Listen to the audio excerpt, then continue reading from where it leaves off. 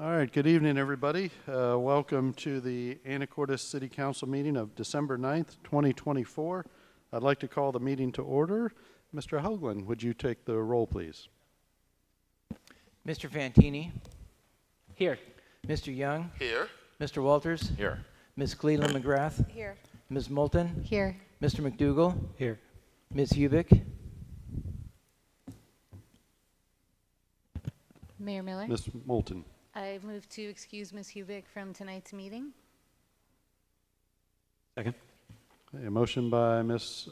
Moulton, a second by Mr. Young to excuse Ms. Hubick. All in favor signify by saying aye. Aye. Any opposed?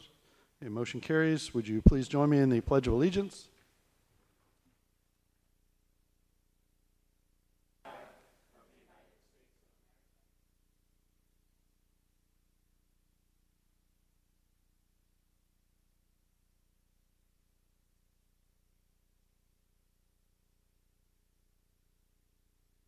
All right, just three announcements from me. Congratulations to our very own Anacortes Seahawks football team for defending their state title, defeating Tumwater 20-10 on Saturday. The victory is really a testament to their teamwork, perseverance of the dedicated players and outstanding coaching staff. The entire community is proud of their team accomplishment. Wonderland Walk this Friday and Saturday, December 13th and 14th, a very popular event. Celebrate the holiday cheer at Washington Park this Friday, Saturday from 5 to 8 p.m. See the lights and enjoy some hot cocoa and maybe even s'mores. And then the last announcement is a congratulations to Carolyn Moulton, Mayor Pro Tem Moulton. 5 years of service to the city of Anacortes, and I have some swag.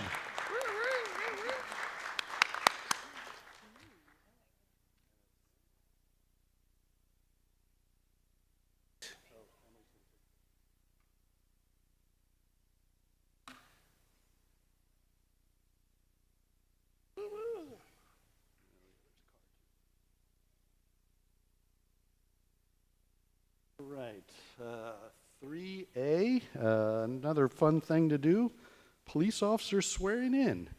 And Chief Floyd will be coming up here and tell us about somebody we might know. Good evening, Mayor, members of the council, and members of the audience in attendance. Tonight, the Anacortes Police Department's newest graduate of Washington State's Basic Law Enforcement Academy will take the oath of office. During this time that we swear in new officers with the Anacortes City Council meeting, it's typically my opportunity and my honor to introduce the officer to the mayor, city council, and members of our community. However, tonight, Mayor Miller will administer the oath of office to Officer Jeremy Carter, who likely does not need an introduction to most of the individuals here tonight. For everyone else, Officer Carter graduated from Edmonds Woodway High School. He holds a bachelor's degree in psychology from Southern New Hampshire University. Officer Carter is currently a second lieutenant in the National Guard, where he has served for over 20 years. And prior to joining the Anacortes Police Department, Officer Carter previously served the city of Anacortes as a city council member. Joining us tonight to witness Officer Carter's oath of office are his wife, Karina, children, Lemon, Tag, Savvy, his father-in-law, Kelly, his mother-in-law, Trish, both of whom retired to the Anacortes area after serving full law enforcement careers in Arizona, his sister-in-law, Jacqueline, and last but certainly not least, his brother-in-law and current Anacortes member of the Anacortes Police Department, Corporal Evan Michael. Mayor Miller, will you now administer the oath of office to Officer Jeremy Carter? All right, with pleasure.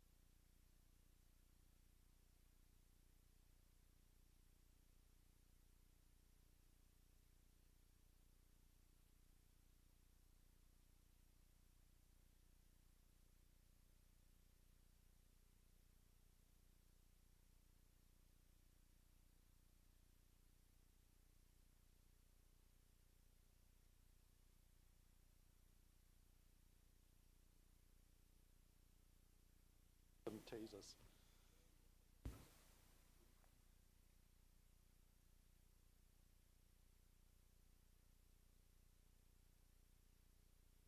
All right, good stuff. Thank you. And one more time for Jeremy Carter.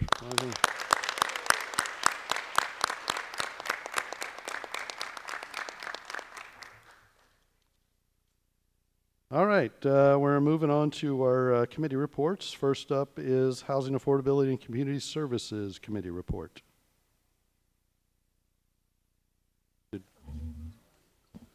Mayor Miller? Ms. Moulton.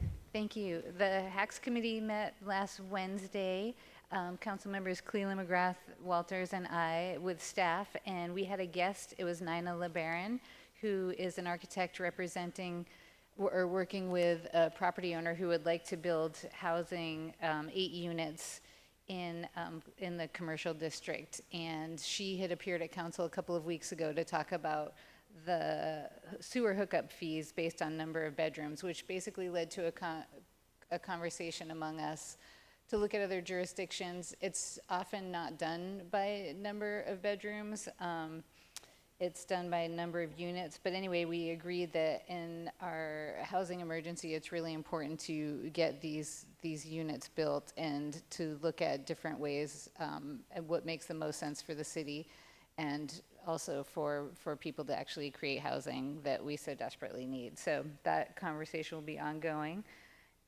We talked about the community development block grant that we receive from HUD every year. That's about $106,000 to $113,000 in every given year.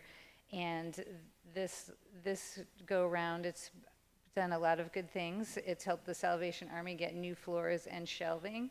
The Anacortes Family Center has received some much needed funding for painting, and 24th and 8th Street curb cuts for accessibility toward bus lines and other destinations, and also the Housing Authority roof, which the city was able to contribute $89,000 of the $150,000 cost of that project. So that was really great. So we really stretch that money a long way and help as many organizations as we can. And kudos to Stephanie Snyder, who's our housing coordinator, for keeping all that going and keeping it organized, because it's not easy to do all the paperwork and reporting that grant entails. We did a brief North Star debrief. A bunch of us on council and Mayor Miller had attended a county-wide meeting at McIntyre Hall last week. That there were presentations from county staff and the new strategic coordinator for the project. And the North Star project is to bolster behavioral health and housing countywide, and has been instrumental in bringing all of us together, the different governments, to work together so not to duplicate efforts, and has also been able to apply for and receive millions of dollars of funding for the STAR Center, which is a substance use recovery and mental health recovery center that's being built in Cedro-Woolley. So lots of good stuff going on there, and it's a great opportunity for council members from different jurisdictions and service providers to sit at a table and have a meal together and communicate about what we're doing, and to know each other, because that leads to better collaboration and more results. So that was pretty fun. And that's it. All right, any questions? All right, next up is the Planning Committee. Mayor Miller. Ms. Moulton. The planning committee met at 5 today, and again, council members Cleland, McGrath, and Walters, and I, and staff. We talked about the hearing examiner position, which is currently open, and there's an RFP out. It turns out there's a dearth of hearing examiners currently, so we extended the application period, And we talked a little bit about past hearing examiners and different things that happened under their, I don't want to say rule, but that's the word that comes to mind. We also talked about conditional use permits for businesses in the commercial zone, and some of which that we feel that we might need to address in some code amendments at some point. Some of them seem like they could be needlessly onerous for businesses, so we'd like to do a deeper dive into that when we have a chance. And that was pretty much it. All right, questions? Next up, Port City Liaison Committee. Mayor Miller. Mr. Fantini. The Port City Liaison Committee met on the 3rd. It was Mr. Walters, Ms. Cleland McGrath, yourself, as well as representatives from the port. A couple of things that were discussed was an outfall update. Still deciding on whether or not it's going to be drilling or blasting, but either way, there's going to be no delays if they do change course and go with the drilling. I think we're still trying to figure out which way that's going to go. Also, ADOC sewer, they're installing 200 feet of force main, and that should have wrapped up today. Also, we were provided an update on the climate element update. So they're working on the new climate element over the holiday season. The CPAT team is still meeting. They're having workshop for the marine industries that happened on Wednesday. And that was a meeting for those industries that will be affected by the climate updates, because it's very important to listen to their concerns about the climate impact and hear any ideas or new practices that could help us with adding that element into our comp plan. Also received an update on the Anacortes Housing Authority. That would be Marine Hardware. They're still working the plans through with the Olson building, so that's still ongoing. We also had some event center updates, still working on the interlocal, but the expanded Tiger team met today, and we had some really good discussion around both the design and construction interlocal as well as the operational interlocal, so we're hopeful that those will get wrapped up and come before our full bodies before too long. Also, there should be an ILA coming pretty soon for moorage for the fireboat. There's an agreement, and that would be for us to have very reduced moorage fees for the new fireboat that will be coming to Anacortes. There's already agreement between staff of the port and the city. We're just waiting on legal to approve everything, but it's looking very positive there, and thank you to the port for being very open to that. And also, the mayor did update us. We know that everybody's been getting some weird alerts. Sometimes you get late alerts, sometimes you get early alerts around the tsunami update. That is something that is not a process that we as a city, staff, or mayor own, but we're trying to get them to make those a little more accurate and timely. So, thank you. All right, any questions? All right, next up is Public Safety Committee. Mayor Miller? Ms. Cleland McGrath. Yeah, we had our Public Safety Committee meeting on December 3rd. So from the police perspective, the big news was we had Officer Carter complete his training, and so, Carter started phase 1, so we were happy to have him here. There seems to be an uptick in the volume of individuals at testing events, so that's a positive outlook for the coming year since we've got quite a few vacancies. The police department and the HR department are working together to do recruitment efforts and look at options that might help increase the visibility of our city and the appeal. When Chief Floyd was at the Chiefs and Sheriffs Conference, he was able to reach out to the State Marine Enforcement Program Manager, and there could be funding available to help offset some of the fireboat if the fireboat and the fire and police department work together to utilize the boat. So kind of just in research phase now, but it's great that we've got departments working together and looking at options to help offset the cost of that project. One of the staff highlights is the fact that we have an officer who is the only drug recognition expert in Skagit County that is not a Washington State trooper. And he is currently ranked top 3 in the state for the number of impaired driver evaluations that he has performed in 2024.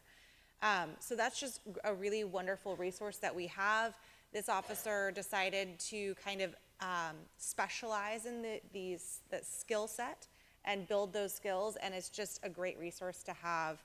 And it's Officer Pleadwell. I'm sorry, I probably said it wrong, but I just want to acknowledge the fact that that's a really amazing feature of our officers, and the fact that our department allows and encourages folks to build their skill set and acknowledge that. So great for us to have that. And he also lends his expertise to neighboring jurisdictions when they need it. What other things? From a fire department perspective, call rates have been going up, increased about 4% year over year, but that's fairly consistent, so it's predictable. We've got a couple of new recruits that have been hired that are going to start training in January. And then the final thing was that, as we can see on the consent agenda, there is a SUV that's needed, and that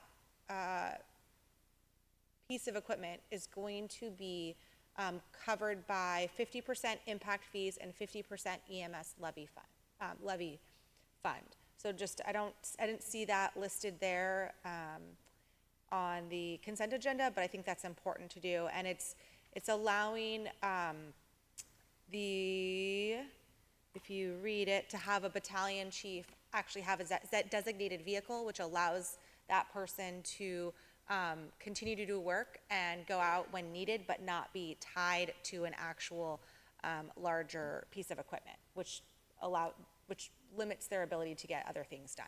So I think that is it. Any questions? All right, next up, Finance Committee. Mayor Miller. Ms. Moulton. The Finance Committee met last Thursday. It was Councilmember McDougall and I, and we talked about the unified fee schedule annual CPI adjustment for utilities. That'll be on the consent agenda for next Monday. And this is something that we do every year, and the increase will be just under 3%. And if people would like to look at that more closely prior to the meeting packet will be published on Wednesday, the 11th. We talked about the general obligation bond, and we'll have a presentation on that tonight. It's on the agenda, so that's all I need to say about that. We learned that our storm fund is in good shape. That was just sort of a side note. Always good to hear. We also talked about sales tax that we've heard has been better than expected, with strong contributions from online sales and also from the lodging tax. Those have been particularly strong out of all the categories this year, so that's great news also. And that's it. Questions for Finance Committee? All right, next, Fiber Committee. Mayor Miller. Mr. McDougall. Fiber Committee met last Thursday as well. Mr. Walters and myself, and from the department, Ms. Shu and Mr. Limburg. We also discussed the general obligation bond, and so we'll let that take place later in the meeting tonight. Ran through the numbers. We are approaching 2,700 basically customers on net, which is fantastic. And then about 3,900 are actually signed up. So we're approaching the 4,000 number for signups, which citywide we're basically at 52% now. And the original, like the trial zone, we're actually approaching 60% sign up, which is really great. A couple other items we discussed. The team has actually run a really rather efficient Facebook ad campaign where it's generating new signups. There were 40 new signups last month alone, which is great. And then we also discussed essentially the next 3 years of cash flow as we transition to the bond. Interest payments will start in 2026, and we're still doing significant construction in 2025 and probably even a bit into 2026. So we look at basically where the fiber construction project is drawing from general fund somewhat for the next 2 years, but then it actually is turning profit and contributing to the general fund in 2027 and beyond. And the team's done some really good forecasting, actually, where the revenue forecast for the past year came in. Basically, the actual revenue was 2% higher than the forecast. So, so this, like, the numbers are lining up really nicely. So they're doing really good modeling. So that's what I got. All right. Questions? All right. Any other announcements or committee reports that I may have missed? Mayor Miller. Mr. Walters? The North Star Housing Task Force met earlier today. We debriefed our countywide evening meeting that we had last week at McIntyre Hall. And then we talked about the staff drafted housing element of the North Star work plan, which had a couple of useful elements. It really revolves around a lot of how are we going to provide subsidy for housing. My suggestion was that we add an objective to find ways to lower the cost of market rate and private market housing because the housing need is sufficient that we are not going to be able to provide it all with local or state subsidy. And then we got a brief debrief from Habitat for Humanity because their representative is in that housing task force as well. And I asked them about their project here in Anacortes, and I think that's their experience there is illustrative of something. So their project is 8 units, 2 bed, 1.5 bath, and they are targeting a very narrow income range, 70 to 80% of AMI, because the cost of the project is so high, and the cost of the project is largely high because of the land value. Their property purchase price was $1.35 million. So they spent a whole bunch of what ordinarily could have been offset on the property purchase. So they need to prioritize people that fit that narrow income band. So A, they can qualify for other subsidy, so that's the 80%, but at 70% so that they can bring in enough revenue to pay for the mortgage on the property. They are going to prioritize families, but they will be opening it up to singles and couples without children because they've got to get people within that narrow income range. They need to fill 4 of their 8 units soon, and then they will open up selection to their final 4. And all 8 units should be completed with construction by July of 2025. If anyone is out there who knows somebody who may qualify or thinks they might qualify for the Habitat for Humanity project here in Anacortes, they should reach out to Skagit Habitat, get in touch with them, make sure that they're tracking the deadlines for that application process. All right. Any other announcements or committee reports? Mayor Miller. Ms. Moulton? Thank you. I attended a Planning for Complete Streets webinar last week, and there were representatives from WashDOT, Commerce, and another city who's done some really good work with complete streets. Ridgefield, Washington, actually did a route jurisdiction transfer. They are transferring what is a state highway into their own jurisdiction, and it's very complicated and there's a lot to it, but it's an interesting prospect that they're doing. So anyway, I'm going to look further into that because it rang a bell here with Highway 20. I learned a little bit about tax increment financing and where to look for complete streets guidance in the RCW, the Revised Code of Washington, and also different WashDOT resources, federal grant writing assistance programs, and it was really well done, and a lot was packed into an hour, and it just gave a lot of different little links to where to go next for more information. So it was really interesting. Miller. Mr. Young? Thank you. No, I just wanted to add on to the conversation about housing and affordability, as well as the demographic, that we have here in Anacortes. I've been speaking with a number of seniors in the area, and I know that there's so many metrics to trying to make it a success. It's a difficult thing. But just wanting to put on the table too, and push a little bit. We have a number of seniors here in Anacortes that want to remain here in Anacortes, for all the reasons. Children's gone, spouses have passed on, houses that used to seem adequate is now cavernous. And so part of that is that there are many that want to try to find senior housing, housing that they can walk downtown and shop and, carry their groceries and be active, but be downtown. So part of that equation that I know that you guys are looking at, so many different facets, I'm just kind of pushing a little bit to keep that on the table because, there are a number of seniors here, and it would open up some of the other markets that are already here in Anacortes. So I'm just pushing to keep that on the table as well. I know you guys are thinking about everything at this point, but I just think that it's important to bring that forward. Thank you. Anything else? All right, we will move on to item 4, which is public comment. Any member of the public wish to address the council on anything that's not on our agenda?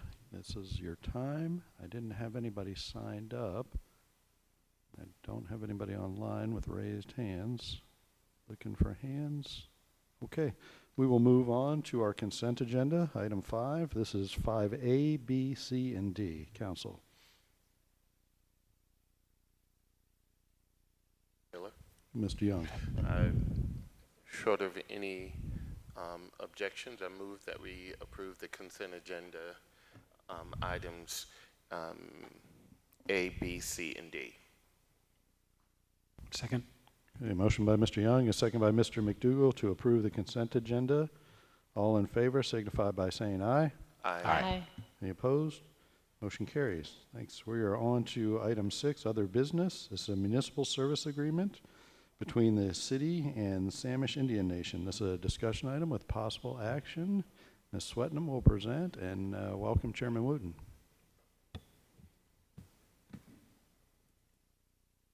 Thank you, Council, Mayor Miller, members of the audience. Bear with me. Okay, tonight I am happy to present a municipal services agreement between the City of Anacortes and the Samish Indian Nation. And as Mayor Miller mentioned, we're joined tonight by Chairman Tom Wooten, who I believe will also share some comments on the agreement. So I sent out an updated draft this afternoon to council, which will be updated in the packet. It had one minor change to it, which was to acknowledge that there's a stormwater connection charge that the tribe agrees to pay on any new development on trust properties. So to provide some background, property that's placed in trust by the United States government for the benefit of the Samish Indian Nation is no longer subject to state and local jurisdiction and regulation, including state and local taxes. So as an alternative to that tax revenue, the heart of this agreement is that the tribe will contribute to the city in lieu of taxes in exchange for municipal services like connection to public utilities, emergency responses, improvement in access to infrastructure. These types of agreement, these municipal services agreements, are a common way that tribes and local governments can form partnerships to support each other and continue to be able to work together as a community. The city and the Samish executed a similar, in fact, this one was built off of the 2016 agreement back in 2016. So there are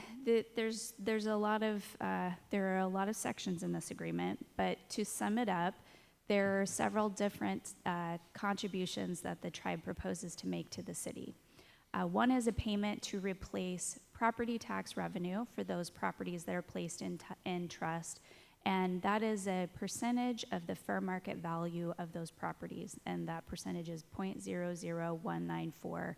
And Finance Director Steve Hoagland assures me that that math works. So there's also a payment to replace sales tax revenues, and so that is 1% of annual retail sales generated by trust properties. There is also a payment to replace LTAC revenues, and that is 4% of annual sales at lodging facilities. There are also, throughout the agreement, the provision for system development charge equivalents. So we have connection charges for anybody that connects to the water system, the sewer system, the stormwater system, and the tribe proposes to pay equivalent to those connection charges for any properties that are connected on trust property. And there's also a park impact fee equivalent. So in exchange for those contributions, the services that will be provided to those trust properties will be water connection, sewer connection, stormwater connection, sanitation services, fire and emergency medical response, road transportation services, and law enforcement services. So that's the overview of the agreement.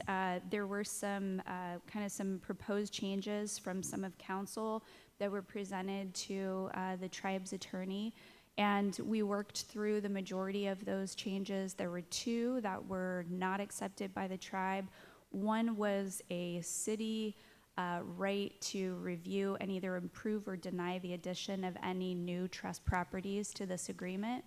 The tribe's feeling on that was that could create problems by forcing the city and the tribe to have to reconvene anytime new properties were taken into trust, and that's not been the way that we've done things in the past.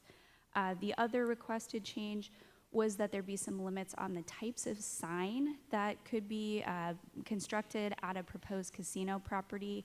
There was a recommendation that that be limited to a pole sign, and the concern there was that many other casino properties in the area have monument signs, and so the tribe and the interest of being able to look similar to other casinos would have at least the option to construct a monument sign. So I will say that I had good conversation with the tribe's attorney. I think the changes were thoughtfully reviewed, and so staff's recommendation is approval of the agreement as updated this afternoon. I will be happy to answer questions, but I want to provide Chairman Wooten the opportunity to provide comments. Chairman, welcome again. Come on. And again, thank you for your time. As you know, we have an agreement in place. We feel like it's timing-wise, we need to upgrade this agreement, and we definitely want to pay our fair share. And if folks in town haven't noticed that we have been doing some improvements not only for the tribe but the city as well.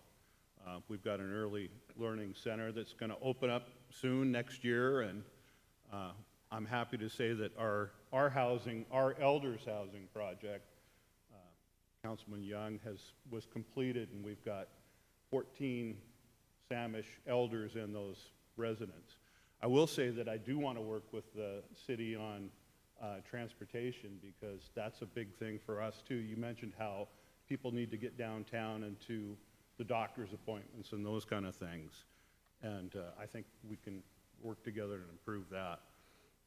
But again, we're not going anywhere. I think that this new agreement allows us to continue the relationship that we both enjoy and allow us to cooperatively move forward. So I'm looking forward to seeing how you guys decide to move forward. Any questions for me? I'd be happy to. Mayor Miller? Mr. Young. Thank you, Chairman. I really appreciate the depth of the communication. What Ms. Swetnam did was laid out all of the benefit that would ordinarily be, might become an argument for why not. And, all of those are satisfied in such a wonderful way. And the truth of the matter is that the tribe has been such an enormous partner for not only just our community as a city, but for water, for infrastructure, for getting additional grants. It has always been that good partner. And I love the fact that what I admire within our town is the relationship that the city has had with the tribe and the tribe has had with the city. That is applaudable, because that doesn't happen every place even though there's work to be done. And so what I appreciate about this is the thoughtfulness and the depth of making sure that the city is made whole, if you would, by allowing this property or other properties to go into a trust. So, you know, for me, it is a no-brainer. It really does check all of the boxes. Everyone wins. And it also recognizes the thousands of years of legacy of a people that are still here in the middle of all of us being here too. And so I really appreciate that, and I'm very much in support of it. Well, and our citizens really do believe this is our town as well. So Yeah, it's, you know, we've got skin in the game, if you will. Yes. Yeah, I'm excited.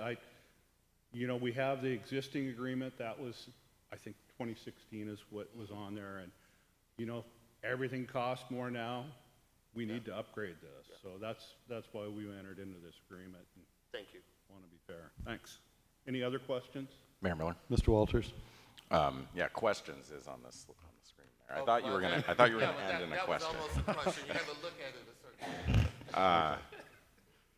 I had highlighted the signage issue in the agreement because I expect that Samish wants, you know, whatever signage is compatible with what other tribes Absolutely. have.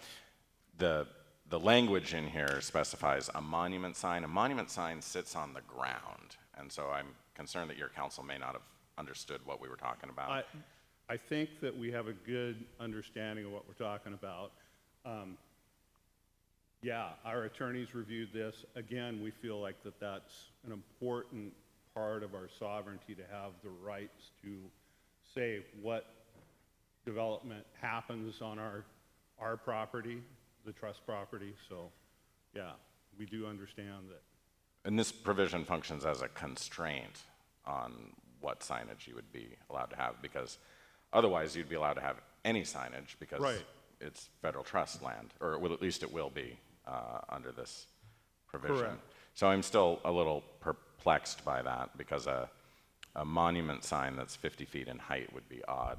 You know, like the Swinomish Casino has 2 poles, and Right. the sign and is I 50 will feet tell in you the at high. this particular time, I can't tell you what the sign would look Sure. like, but we want to reserve that right to say what it looks like. Right, yeah.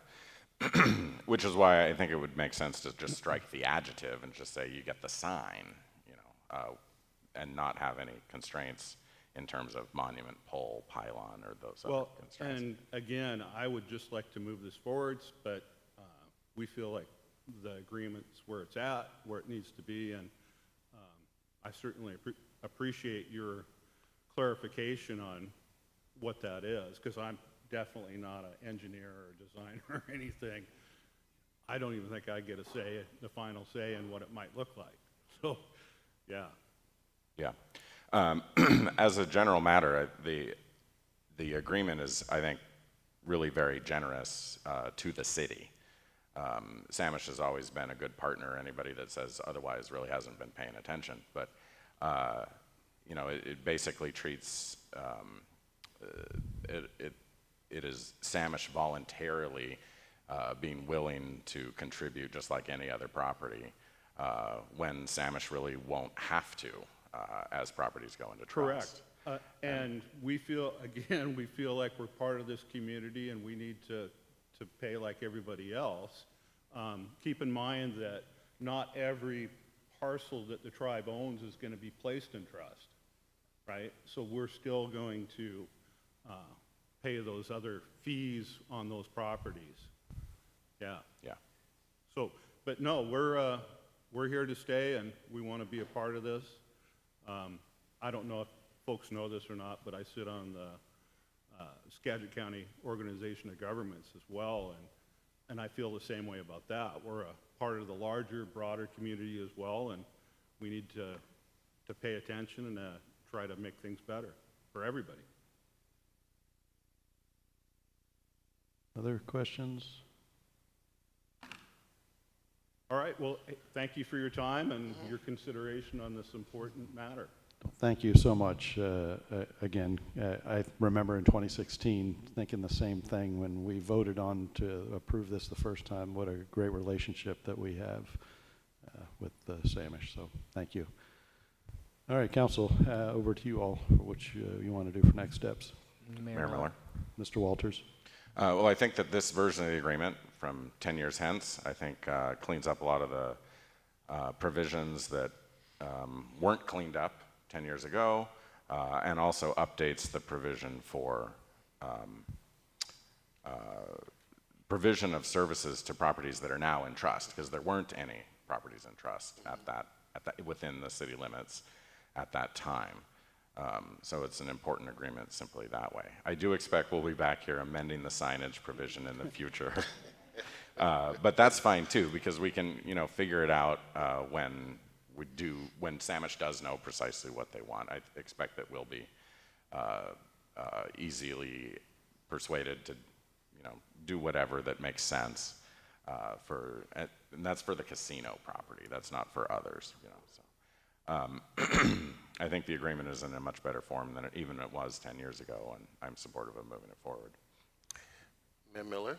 Mr. Young. I'm not sure if that was a motion, but it was not. Okay, I'll make the motion. I moved, we authorize Mayor Miller to execute agreement number 24-287-LEG-001 between the City of Anacortes and the Samish Indian Nation regarding the provision of city services and other matters relating to tribal trust lands within the city.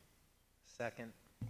A motion by Mr. Young and a second by Mr. Fantini to approve the municipal services agreement as presented. Any additional discussion? Mr. Hoagland, vote please. Mr. Young, Yes. Mr. Walters, Yes. Ms. Cleland McGrath, Yes. Ms. Moulton, Yes. Mr. McDougall, Yes. Mr. Fantini. Yes. Motion carries. Okay, thank you. Thank you very much. All right, we are on to item 6B, which is a contract award, and this is for city facilities condition assessment. And Mr. Ludemans, you got this one. Not even going to get the intro from Mr. Rayam this time. You got me tonight. All right. It's all good. It looks like you have some guests, so. Good evening, Mayor and Council. Tonight I bring a contract for our first facility condition assessment. This was originally a CFP project a couple years ago as a facility master plan. We've kind of just taken a look at it and realizing that with staffing and budget constraints, we probably wasn't a very viable project in that regard. So we kind of reworked it and thought our money was better well spent on a facility condition assessment, where we'll have every facility assessed for its condition and then planned for maintenance. I have Ty here with McKinstry, and he'll give us a scope and deliverable kind of presentation and show you what they will be looking at doing. And he'll also be talking about a clean buildings requirement that's coming up and how this information can roll into that requirement and open up some doors for some potential grants as well. So if there are any questions for me before I hand it off. Great. All right, I'll let you hand it off when they're ready, but be sure one more time to state your names so we can get it in the record. Good evening. My name is Ty Druffel. I am an account executive with McKinstry Ascension, headquartered in Seattle, Washington, and I'm joined tonight by our FCA program manager, Mark Hood, who's been in the industry for 20 years serving and doing facility condition assessments. Little background, and apologies that it's showing up a little strangely here. Error in the transfer, but we are a design, build, operate, and maintain firm, as I mentioned, headquartered in Seattle. 2,700 employees nationwide and 250 employees regionally. We specialize in engineering and consulting, energy optimization and renewables, building and manufacturing, facility services, and smart and connected buildings. All of these services and a variety of offerings that we offer out of our division of McKinstry contribute to our expertise when it comes to the FCA and the data and some of the information that we'll share with you here tonight. When it comes to FCA experience, Mark and his team, very extensive over the last 7 years. We've assessed over 172 million square feet 300,000 assets total and 3,500 buildings. Pretty significant work in the Puget Sound region that has expanded into other areas of the country as well. The objectives that we laid out with the facilities team in Anacortes are the following. One of the key things is updating an existing facility asset and equipment and a component inventory, and create a condition assessment report that identifies all systems and components requiring maintenance, alteration, repair, and/or capital investment in a format compatible with their CMMS program utilized by the city cartograph. We will identify alteration, repair, and/or capital replacement and/or renovation costs, develop a proactive maintenance strategy that establishes standard and schedules for the efficient maintenance of city buildings and equipment. We'll establish a facility condition baseline for goal setting and progress tracking and calculation of the facility condition index for each building utilizing a formula that is consistent with our CMMS or the city CMMS cartograph. Develop a prioritized and coordinated 30-year capital expenditure forecast that preserves the functionality of major building systems and the components while looking for operations, costs, and environmental benefits. And lastly, and there's additions that we can contribute through the reporting as well, but prepare visuals to communicate findings and data analysis in a manner easily understood by staff and the public and the City Council. Some of the impacts that clients come to us, the FCA provides, and these are pretty consistent, but there's a variety of others as well. The big benefits that we see providing for clients is the identification of maintenance and repair needs that might be lacking, or just reporting is not fully efficient. Prioritizing capital improvement projects, budget planning, extending facility lifespan by identifying where the needs are, improving safety and functionality, and then guiding decision making for new facilities, and assess compliance and standards of each facilities as well. With that, I'll pass it over to Mark Hood to talk more about our FCA project process. Good evening. Yeah, so I'm kind of where the rubber meets the road. So we work with the team. We have the list of buildings, identify kind of how the plan's going to lay out, when we're going to do the schedule, et cetera. Identify. Excuse me, Mayor Miller. I'm so sorry. Would you mind speaking a Yeah, little? sorry about that. A little closer. Thank you. So in the planning process, work with the facilities team, understand the layout of the buildings a little bit better, understand security concerns if we need to do background checks, put the schedule together, try not to, because obviously the team has a full-time job. We can't just show up and be 10 hours a day. They have work to do, so we really work with you guys. It's a consultative process. Go out to the buildings, primarily mechanical, electrical, plumbing assets we're looking at, as well as building envelope are the primary systems we're looking at. Get back into the office and do a bunch of analysis. We're going to show you some of the tools that we use.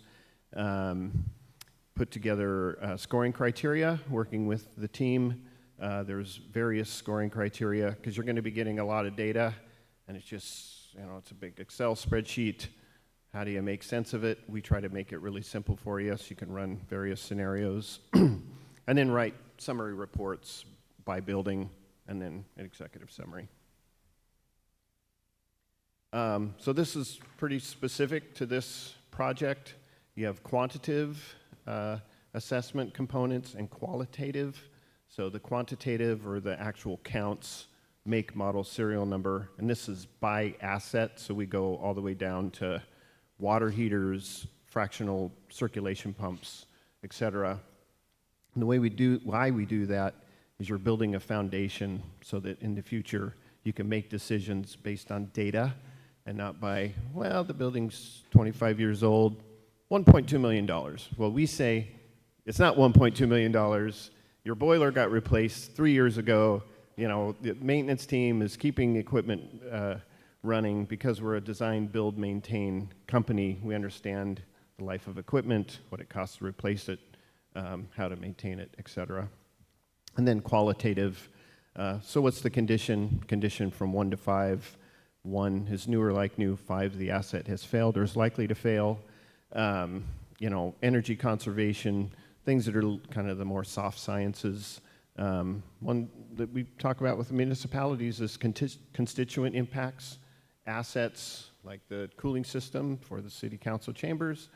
Is that maybe a priority? I don't know. It might be for you guys.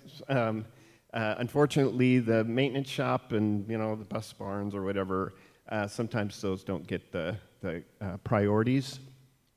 But it's just different ways to look at the data. The components we're going to assess are all listed here. Don't need to go through all of them, but we will be looking at that, and they will all have a score. They will all have a line item so that they can be analyzed. This is the workbook. The thing that we're really proud of is it's actually pretty simple, and it's an Excel document that we spent a lot of time honing over the years. And our goal is for this assessment to be done one time, and that's with McKinstry when we go through these buildings. And then we're going to get the team trained up on how to update it. So if you change an air handler or a water heater, you just update it, and it'll automatically extend the life of the equipment. I'm working with one of your counterparts, a municipality a little bit south of here. They've been doing assessments every 5 years for like the past 20 years. I'm like, why are we doing this? It's the same air handlers on your roof. It's the same water heaters. That let's be smart with this. Actually use these funds and invest and use your taxpayer money to replace some of these assets instead of looking at them every 5 years. Anyway, I'm very passionate about that. So this workbook will have by building and by year what you can expect you should be spending on your capital plans. And we work with you. This is typically the case. You usually don't bring us in because you have all brand new buildings. You bring us in because there are assets that need to be replaced, and we need to figure out what we're going to do with them and why. So we work with you to make sure there's probably going to be a lot of year ones that we recommend replacement. Kind of spread that out so it's a little bit more manageable. This exercise also includes a preventive maintenance plan. So we're going to look at all your assets, and based on industry standards and understanding the skill set of the team and skill set of any subcontractors. So by asset, we will identify when you're going to do it. So you'll see there's a calendar. You will see what you're going to do. So under March, there's a semi-annual HVAC AHU task to do the preventive maintenance. So by asset, by month, you'll know what you're going to do. This is only part of the sheet. We will also assign a labor type. So if someone has plumbing experience or electrical or mechanical or architectural for cleaning roof drains, etc. So you'll have all that. The who's going to do it, when they're going to do it, what they're going to do. And because we understand how much time it takes to do that, we will arm the team with knowing how much time it takes that so that we can right-size the crew. Sometimes you may not be able to allow for that, but these are just conversations you have. This is about having data and being able to make a decision on that data that is found. This is just an example of tasking for the exhaust fans. So when it goes into your new CMMS system, whatever we decide on for the frequency, this will kick out probably on an exhaust fan one time a year, and these are all the things that we will do, and those will be agreed on together depending on the experience of the team, what they're going to do on that piece of equipment. This is just a couple of examples of some reports. We have some pretty good templates, but we have a little bit of leeway what they look like. We'll be working with the team to make sure that the data that is presented is meaningful, impactful for the council, so that you can actually make good decisions for your capital plans. For those people that don't like to just dig into Excel documents and line after line, thousands of lines of Excel data, we're going to have a visualization tool. It's similar to Tableau, if you're familiar with Tableau.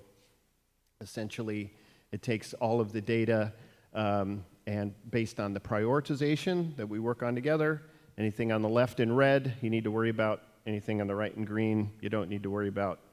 Let's keep life simple. But they'll all be tools that you can use however you wish.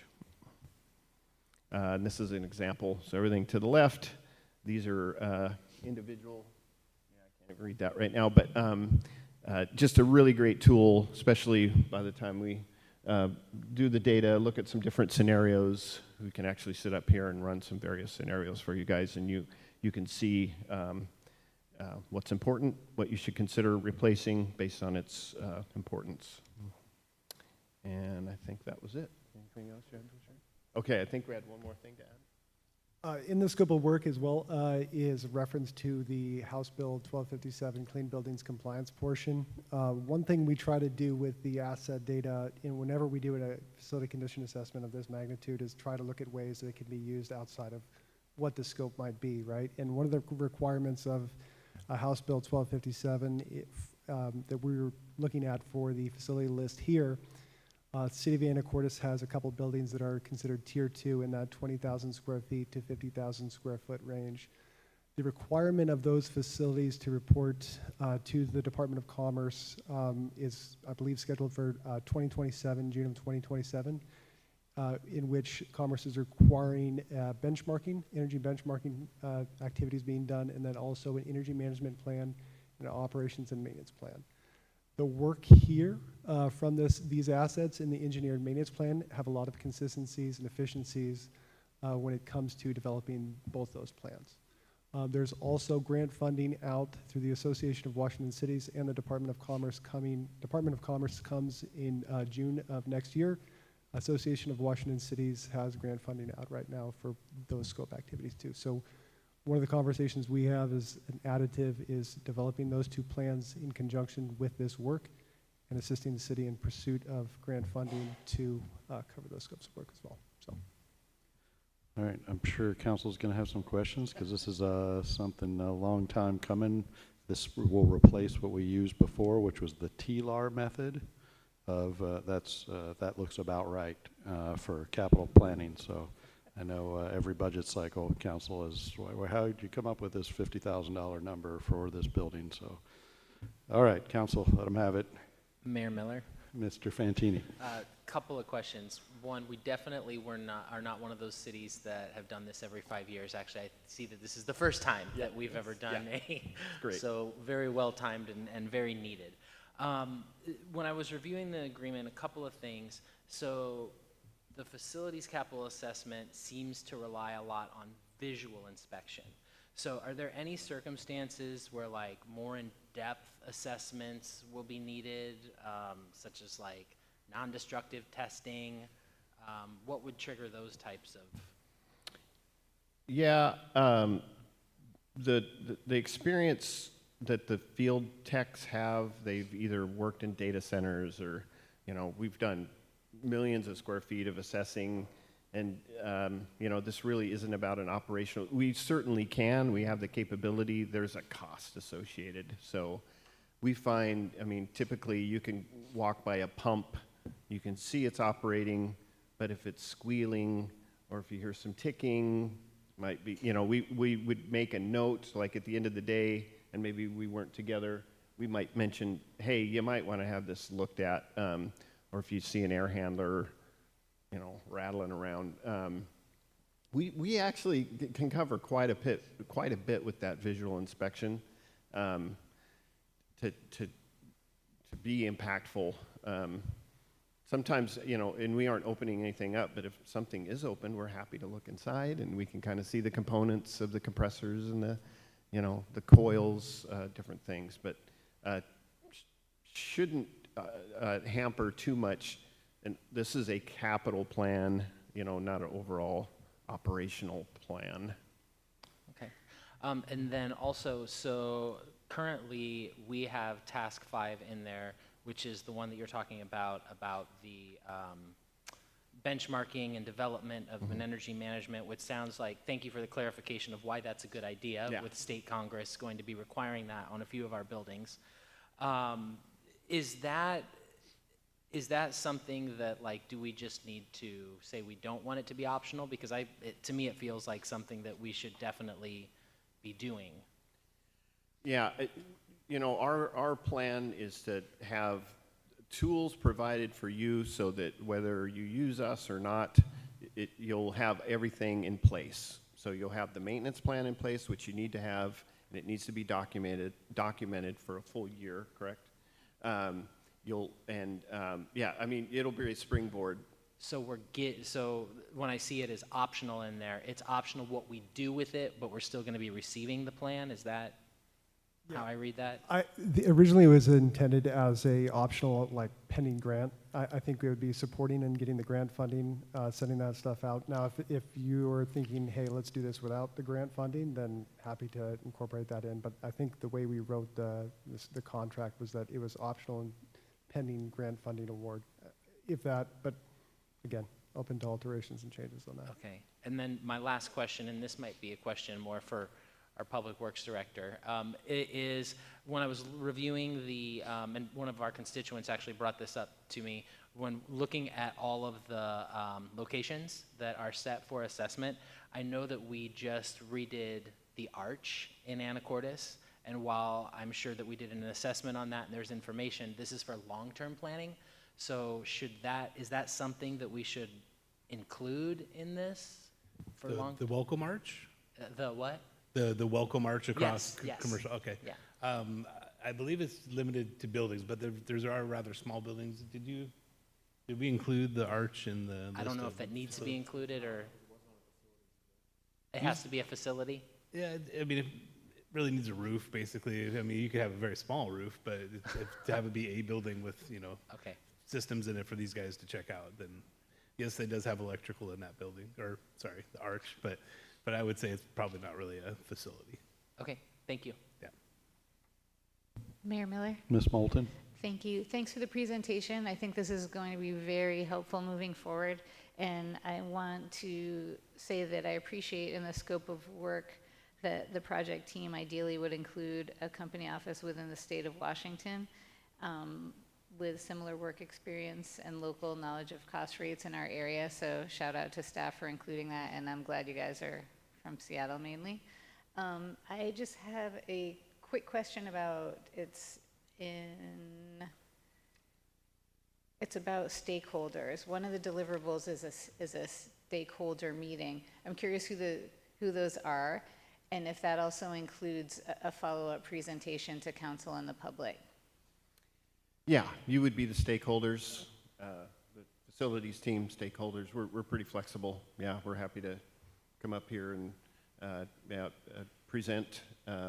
Even before that, we will present even our reports. We don't just show up and then a couple months later, there's your stuff. We set up a meeting pace about every 2 weeks, so you kind of see where we're at. We start showing some deliverables, start showing you what some of our findings were on the reports, preliminary reports, making sure it's covering what we want you guys to see. So a follow-up with you guys, if multiple is necessary, we'd love to be here and be part of it. So it's a partnership. Great, that sounds great. And also maybe smaller updates could come to Public Works Committee, and we could talk about, we could say those out, here at council too, so you wouldn't have to come all the time, for example. But that sounds good, thank you. My last question is about Task 4, analysis and reporting of the facility condition assessment. And there's a line, the first bullet point, and I'm sorry it's not going to be in front of you. It says evaluation, analysis, and projections for the following areas at a minimum. This is on page 84 of our packet. And then there's a colon, but then there's nothing after it. So I don't know if this question can be answered now, but it says the following areas at a minimum, but then it doesn't say which areas. But I'm wondering if they're all the ones that are listed above on that small spreadsheet of all the facilities. So maybe we could take a look. Yeah, without having it in front of me. And that maybe is more of a question for, I don't know if that's a question for staff. I don't want to derail anything, the meeting right now, but it's just kind of an incomplete. I don't remember.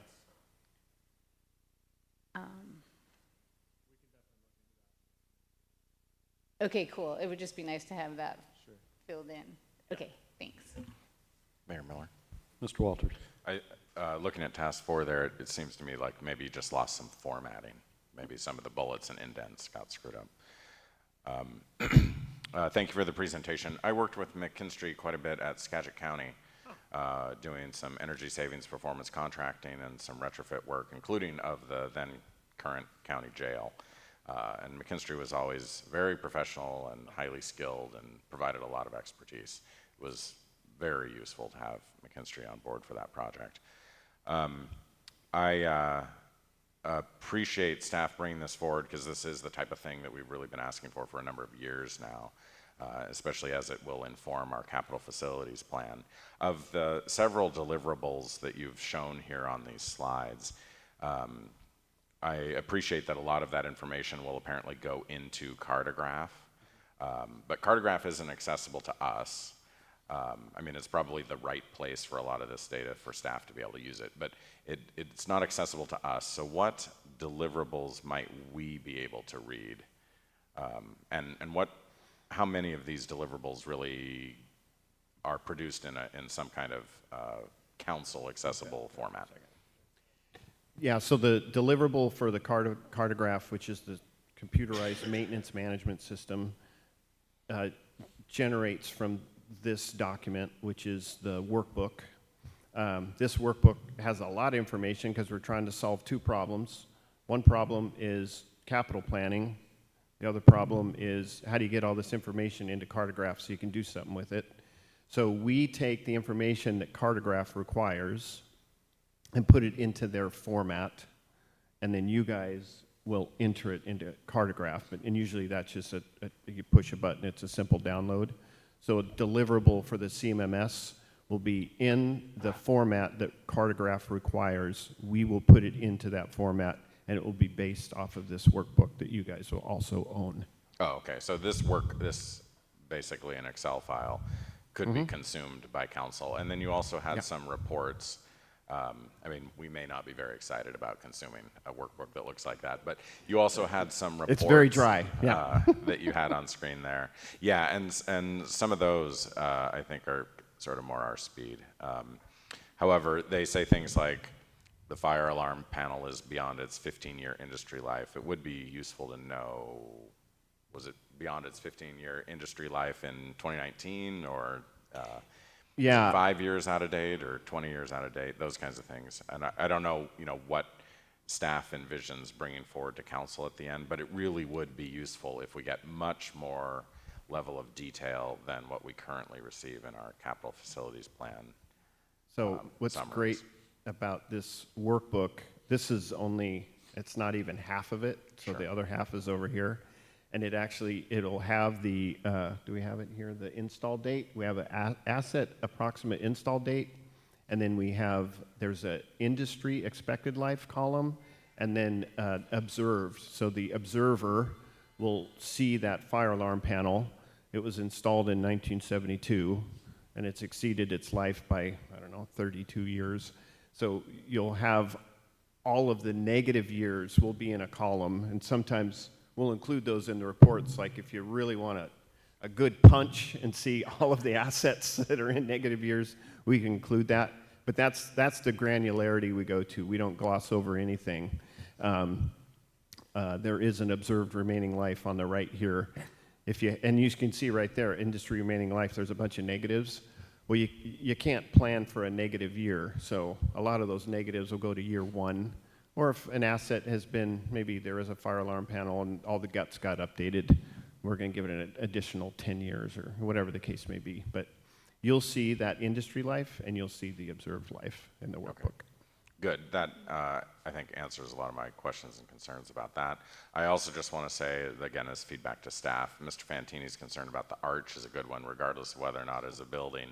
Apparently we built it and then ignored it for 20 years. So somebody needs to own it and be maintaining it and keeping track of it. And there might be other facilities or structures out there that are off the books that need to be on somebody's book. Yeah. And that maybe isn't something for McKinstry to figure out, but we as a city have got to wrap our arms around it. Well, we would hope by the end of this partnership that they would be comfortable with this workbook, and it's Excel, and you put a line item in, and it can just say Arch, and you can put approximate install date, and you can put some notes in, you can put an estimated remaining life, we can put it on a maintenance plan. I mean, that's what's so great about this, it makes you nimble. And then what becomes the single source of the truth? Is it Cartograph or is it this Excel workbook? It's because we're trying to solve two problems.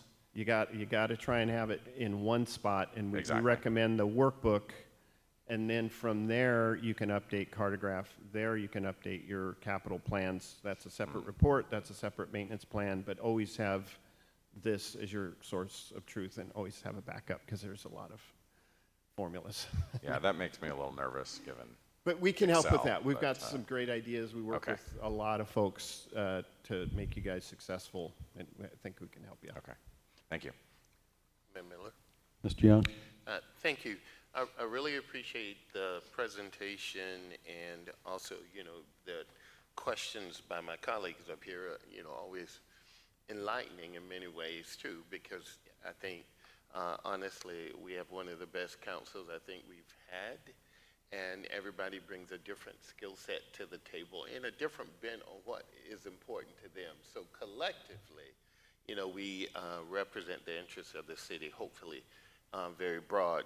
One of the things that I'm curious about, and I'm not sure if the depth of your analysis and your look will also include structurally, how buildings are. I know California had an earthquake not long ago, and the alarm went off in preparation for a tsunami that didn't really arrive. But at the end of the day, everyone is still waiting for the fault to have its mega hit.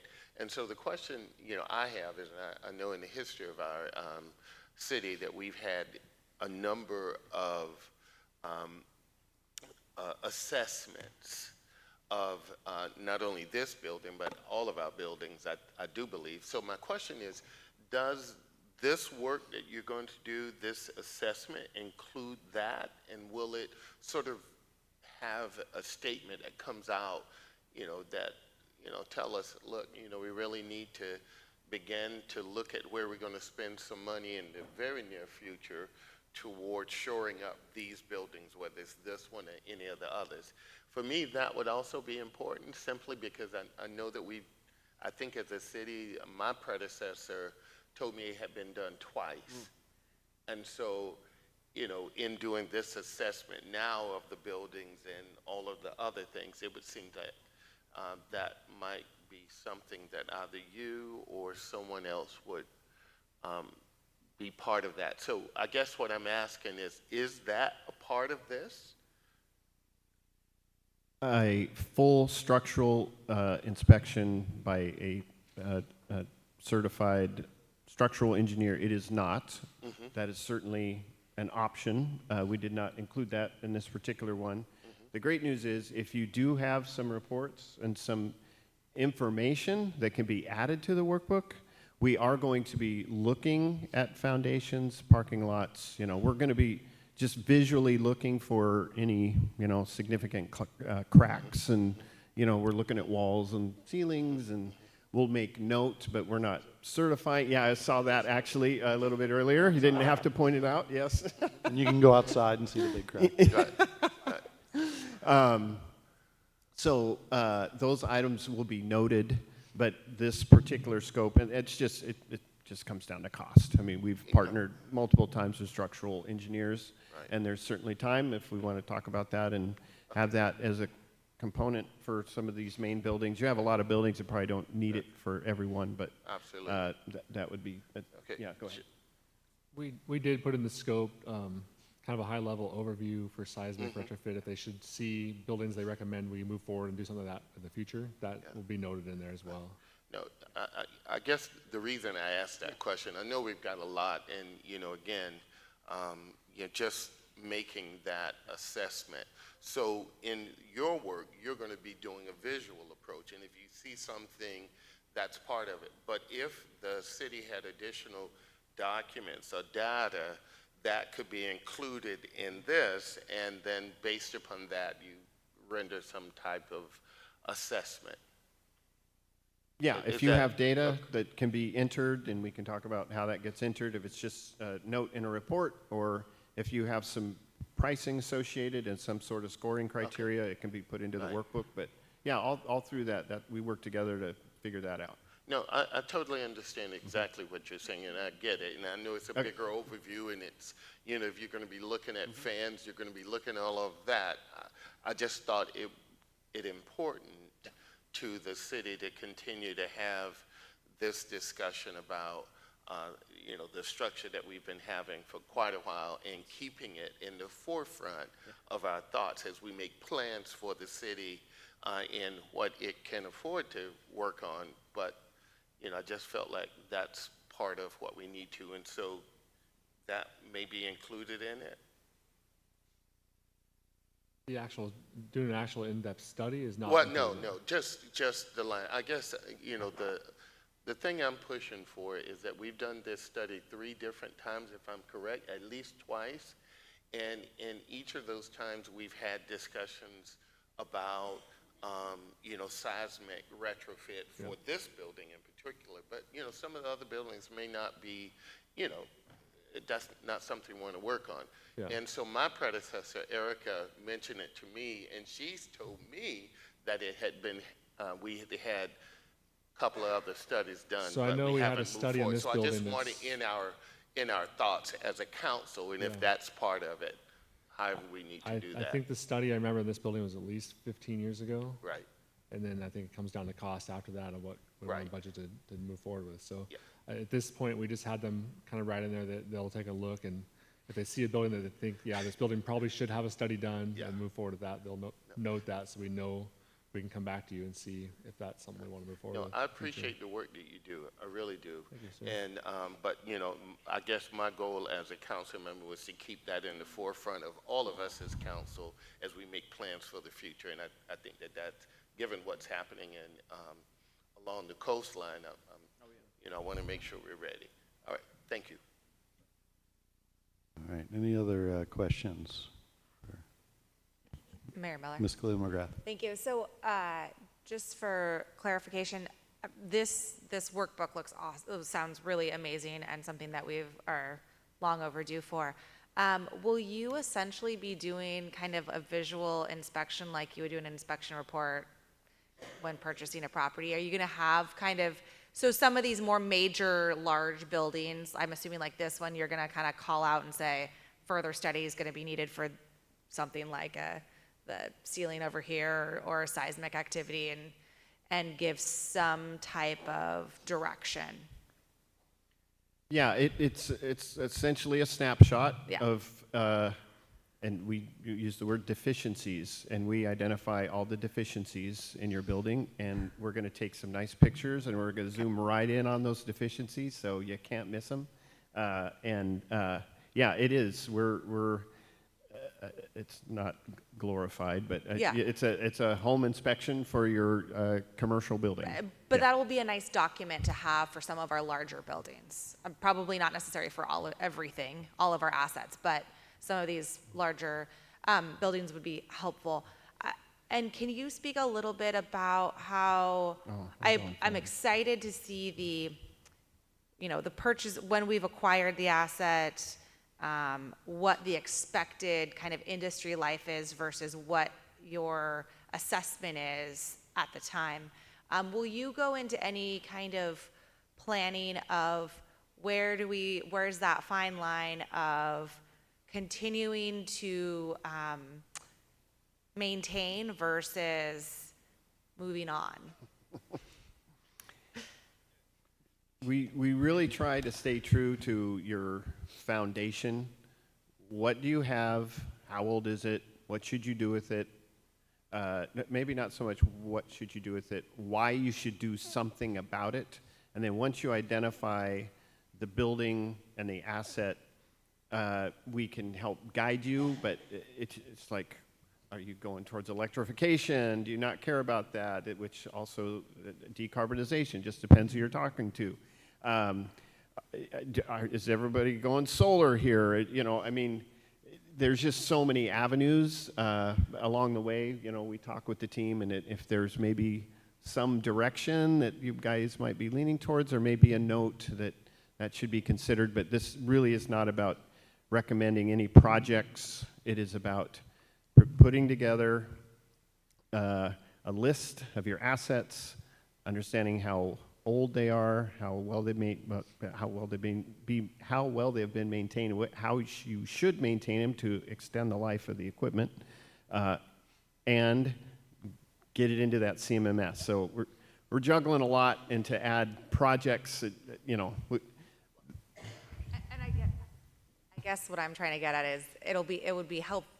I'm curious if you're going to have, and maybe it's just the punch list of here are all the deficiencies, because at what point do the cost of doing all of those improvements, the deficiency list is more than throwing good money after bad, right? I mean, at some point and it sounds like you're not going to tell us what to do, but we will at least have a snapshot of it. Yeah, without calling out projects. Yeah. Okay. If there's an air handler that's, you know, built into a basement somewhere, and the thing is just not, you've got everything you can out of it. It will definitely tell you need to go in a different direction. Okay. It's just so hard. We haven't been out there yet, but we'll be looking for your input on and the team's input from what they understand about the council and the direction you're going, so we can highlight some recommendations, but probably nothing concrete. There's also going to be a summary report for each facility on its own. So you can look at, say, City Hall and see all of its potential issues or needs in the next 20, 30 years. That's how we can make these different decisions. Mayor Miller? Ms. Cleveland McGrath. I think, as everyone can tell, we're really excited about this. We are excited. We love this This is work. great. Thank you. So I would like to make a motion that City Council approve or authorize the mayor to sign contract 24-285-FAC-001 with McKinstry in the amount of $138,300 to perform the city facilities condition assessment. Second. Motion by Ms. Cleveland McGrath and a second by Mr. Fantini to approve the contract as presented. Any additional discussion? Mr. Hoagland, vote please. Mr. Walters? Yes. Ms. Cleveland McGrath? Yes. Ms. Moulton? Yes. Mr. McDougall? Yes. Mr. Fantini? Yes. Mr. Young? Yes. Motion carries. All right, thank you, and thank you for the presentation. All right, next up is item 6C. This is an interlocal agreement with Skagit County for the 2025 Senior Services Program. This is a discussion item with possible action. And Mr. Wolfswinkel, I think, is going to be presenting.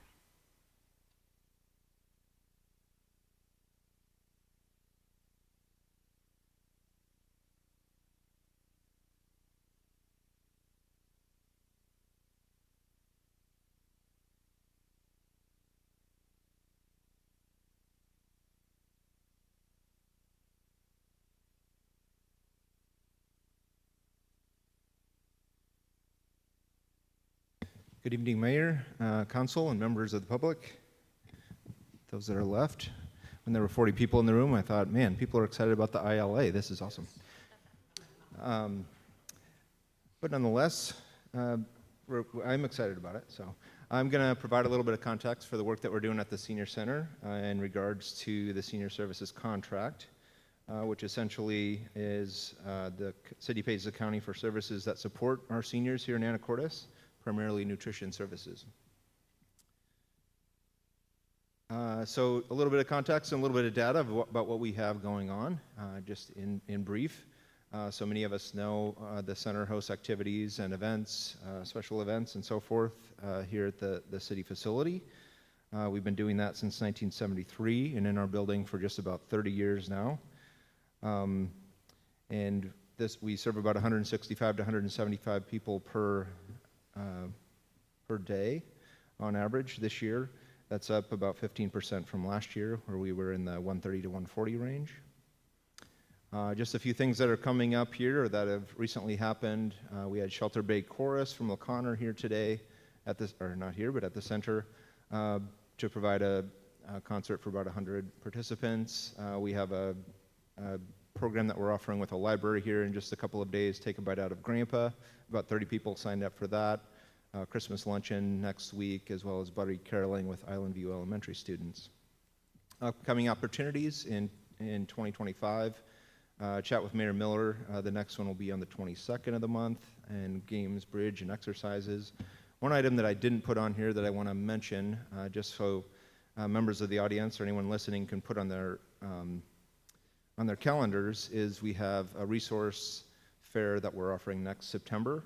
Our community partners are very important to us, and we're doing a standalone event on a Saturday, early September. So just kind of to put something to put in your back of the mind to be involved in as we get closer to that event. Also, I'll bring attention to the second to the last bullet point here, the community needs assessment, also something that we're working on, a special project that we haven't done before.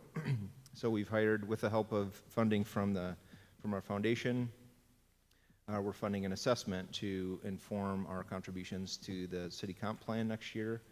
And we're about a few months into that, and this is an exciting week because we're finishing up kind of the community or the situation assessment. So looking at data of seniors in Anacortes, as well as working with volunteers and staff and some of our partners to provide kind of a SWOT analysis of just services to seniors, including the services that we're providing at the center.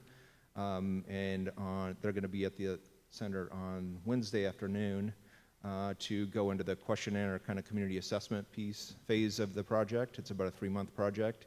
And then next spring, we'll be back in this room to provide the full report and the needs assessment, the plan for the next 10 years for the center.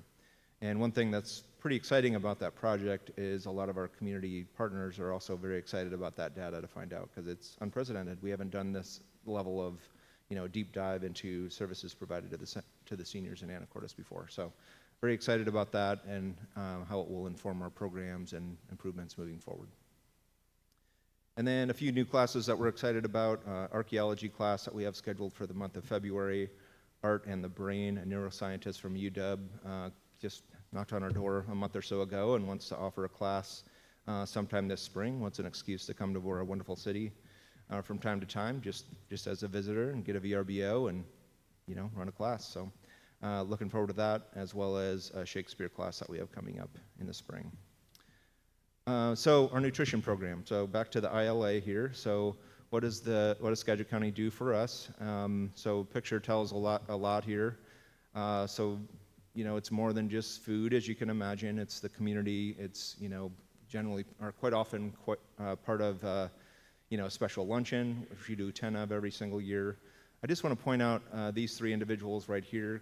The nutrition program, much like the center itself, runs, I would say, almost primarily on, or we couldn't do it, let's put it this way, we couldn't do it without volunteers. And these 3 volunteers here in the middle, so this is Delberta on the left-hand side. She was part of our Thanksgiving luncheon, and she celebrated 25 years as a volunteer doing this work.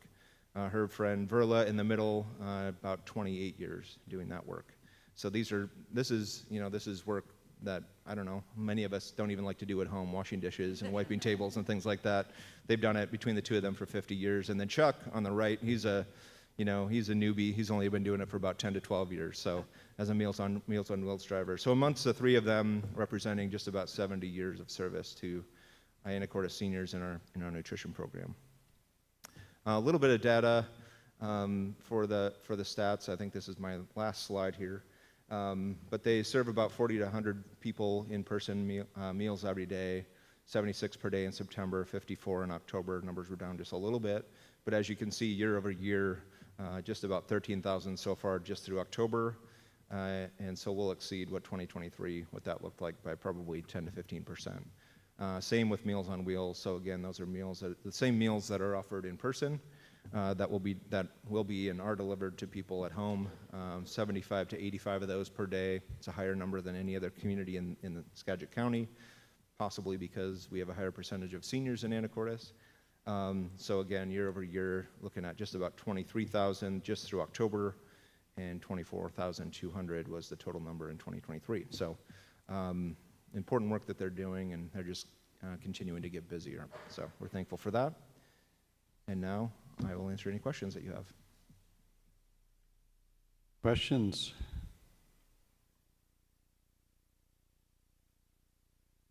Mayor Miller? Ms. Moulton? I don't have a question in particular, but thank you for all the good work you're doing, and to the volunteers and to the foundation for making this such a vibrant, amazing place with so much to offer to so many people. I wanted to go to the choral concert today, but I was in Bellingham for work, but a friend sent me a short video of part of it, and it actually brought tears to my eyes. It was really beautiful. So thanks for that. And I could see that it was very well attended also. So thanks for all you do there. You're welcome. Just for the record, they are offering concerts on the 13th and 14th in LaConner at Shelter Bay. So if you want to go, I don't know what time offhand. But. Mayor Miller? Mr. Fantini? I also don't have a question, but I wanted to put in a plug. There was a lot of focus on the nutrition, and I go up there probably about once a month for lunch. And if you haven't been for lunch before at the Senior Center, I would encourage you to go. It's not just available to seniors, it's available to our community as a whole. But the portions are huge that end up coming over. In fact, many times there will be groups of seniors. At my first lunch there, I was surprised because I'm like, why is everybody pulling out Tupperware?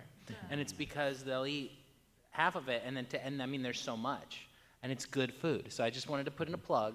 You should try the lunch there. Yeah, for $5, suggest a donation for 60 and older. $7 for those of us that aren't seniors. That's true. Still a pretty good deal. Mayor Miller. Mr. Walters? A little bit of background here is that the Senior Center used to be operated by the county and transferred to the city a number of years ago now. And now the county helps provide some funding and, of course, continues to run the nutrition program.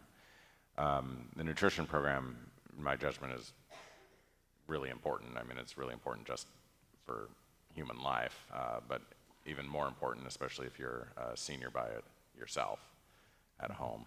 We've got 30% of the population in Anacortes over age 65, which is, starting to rival Palm Springs and some renowned retirement communities. And it seems to me that not all those people are going to the center. And so hopefully some others are getting Meals on Wheels or getting their nutrition taken care of in other ways. I'm very excited about that senior needs assessment that you mentioned, which the Senior Center Foundation helped fund, or entirely funded, because it's so important to plan ahead and to anticipate what the needs will be going forward. For this, the needs assessment is not capturing anything beyond the city's needs. And we had heard some rumors, I guess, that the county nutrition program has needs that aren't being met. For instance, facility size in the place where they're preparing a lot of the food and that kind of thing. Can you speak to anything, so that's beyond the scope of this agreement, but can you speak to anything you know about the county-wide need for additional space or funding or whatever the issue is related to their Meals on Wheels and nutrition programs? Sure.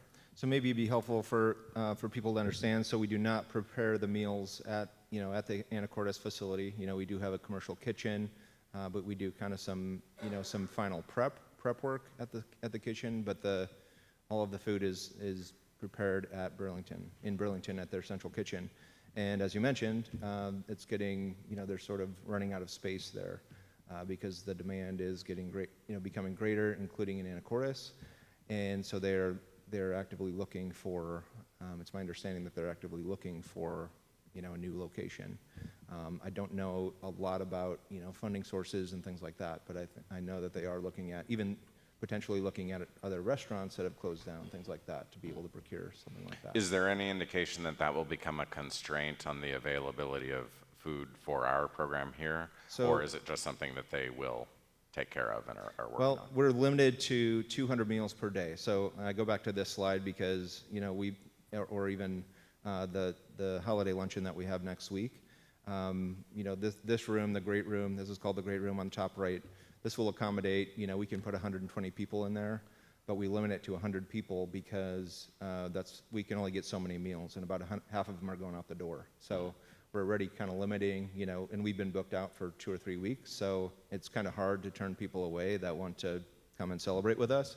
Sometimes this is their holiday celebration, so as you mentioned, it's more than food. It's, you know, their connection with family, it's entertainment, and, you know, all that at a very, you know, affordable price. So we kind of hate to turn people down. Quite often what happens is people, you know, they schedule up weeks in advance, and so something happens, they're not feeling well, or something else came up, a schedule conflict. So we're able to, you know, to seat people that show up, and we're able to find them a space anyway. So we try very hard to do that. But the reality is we're limited to 200 meals currently per day at the center. So we're limited not necessarily by space, although, you know, we're not swimming in space, but we could probably fit 20 to 25 more individuals in the room, but we just can't. We can't get the meals for them. If we were able to demonstrate that demand, is there a mechanism to get more meals? Like I said, that's the max we can get right now is 200 from them, just because of the you know, the space constraints at the master kitchen. Okay. So until they resolve that, there won't be. That's more my available. understanding. Okay. All right. Thank you. Mayor Miller? Mr. Young. You know, every time I hear the term senior, you know, I struggle with it a little bit, even though I'm you know, in my 40s for my almost second decade, but you know, I sort of roll back my clock. But the work is tremendous. It truly is tremendous. You know, every other day I speak to a wonderful woman and another couple, you know, who are the last of their people, and they have no children, and they're there by themselves. And, you know, even though they're feisty and, you know, talk a little trash every once in a while, you know, I engage them with that. But what I'm saying is this holiday season, even, you know, it's just good to be social, to feel love, to feel recognized and seen. And so much of that happens at the senior center. You know, my mom was 93 and a half when she passed last year, but, you know, she still referenced seniors as older people. And she was 93, you know, but she still saw them as older people. And, you know, and I tried to explain to her, I said, you know, sweetie, you know, even you're seasoned. You don't have to use the term senior. But I appreciate that. And so there are tremendous opportunities for reaching out to a population such as ours. You know, like I was saying earlier, even in housing and other things, you know, it is a seniors population of the 80 million baby boomers that are, you know, coming into places like this and figuring out how they can stay connected. So I applaud the work that's happening at the Senior Center as it continues to expand and offer those services. And I think to the point Mr. Walters was speaking to was if there are any bottlenecks or anything that we can do to try to help it, you know, I think all of us are willing to do that. But, you know, again, we need to be made aware of it. But it's just, it's such a resource of lives that have reached this part of it, but they've got a lot of fire in that furnace, and I can't wait to hear about it. So, you know, but I just want to say thank you for continuing to do the work that you guys are doing, and thank you to your volunteers that are there, that are committed, and I'm looking forward to ways that we can continue to expand and do what we do, because as you know, when I reach my third decade of 40, I will look forward to activities and how I can help. Thank you.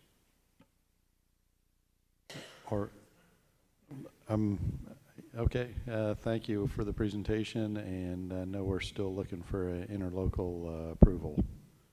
Mayor Miller. Mr. McDougall. First of all, Mr. Fantini, your plug got my attention. Thank you. I move that the City Council authorize the mayor to execute interlocal cooperation agreement 25007 ASC 001 between the City of Anacortes and Skagit County for the 2025 Senior Services Program. Second. A motion by Mr. McDougall, a second by Ms. Moulton to approve the interlocal agreement with Skagit County and the Senior Center with Senior Services Program as presented. Any additional discussion? Mr. Hoagland, vote please. Ms. Cleveland McGrath, Yes.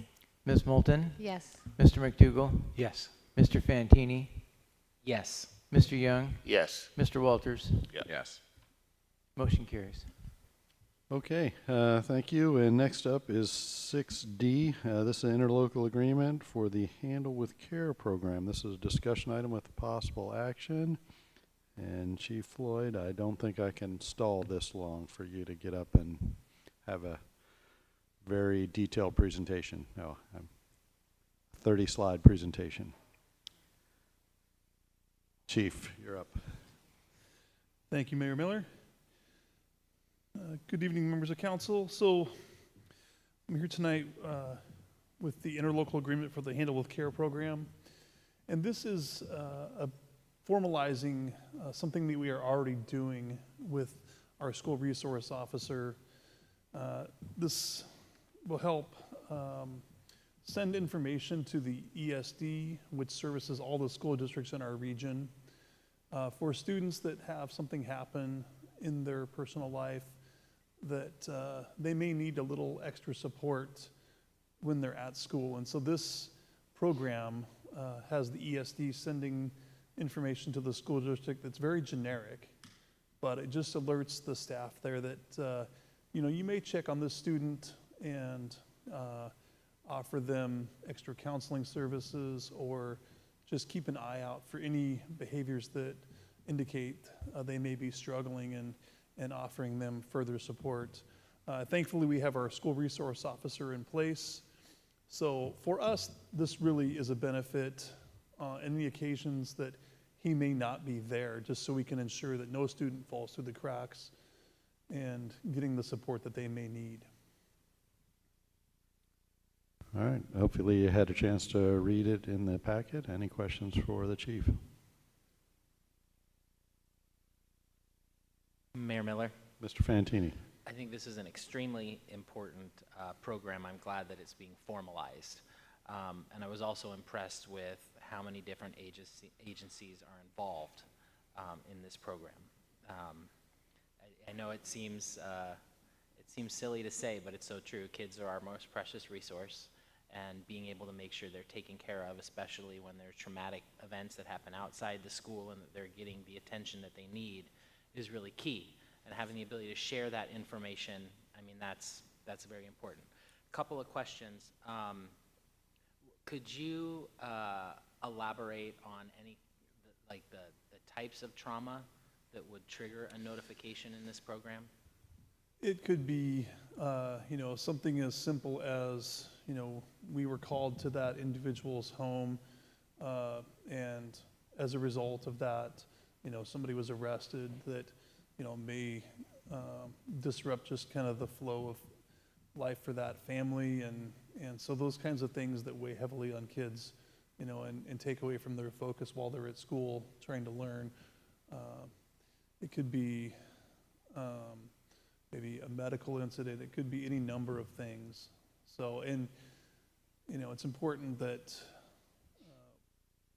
it's understood these are very generic information bits that are given to the school district, so they're not given the exact specific details. So we're not sharing confidential information, but we're just alerting that the school staff look out for these students, and that's why it's a generic Handle with Care tag that is attached to the student.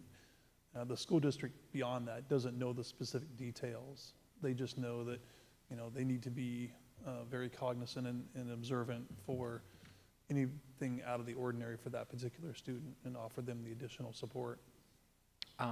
Okay, and just one other question, thank you. And one other question, I didn't see anything mentioned about funding for the program. So am I kind of, as I was reading it, I feel like it's just additional training and a formalized way to communicate. Is there any funding that's involved with this, or? No, this is just us sharing the information with the ESD through our records system, and them making sure that it's transferred to the school district in a timely manner, so there's no funding issues for the city. Thank you. Mayor Miller? Mr. Young. You know, when I was reading through and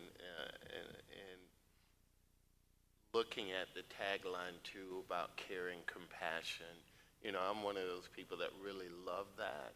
You know, I'm also a tough love person too, I'm sure. But I really appreciate that, you know, because what it really does is connect the dots of the stakeholders, all of us as stakeholders, to the very kids that we're trying to help. And, you know, whether there's resources here, opportunities there to understand rather than label. So, you know, really, this is a wonderful thing in that I do believe that it can be a tool to help kids thrive. You know, there's a lot of pressure out there for a whole variety of reasons, and everybody reacts to them very differently. And I think that being able to help students and people with their challenges, I think it also helps families, not just the students, families. So I think this is a wonderful thing. So I'm very much in support of it. Thank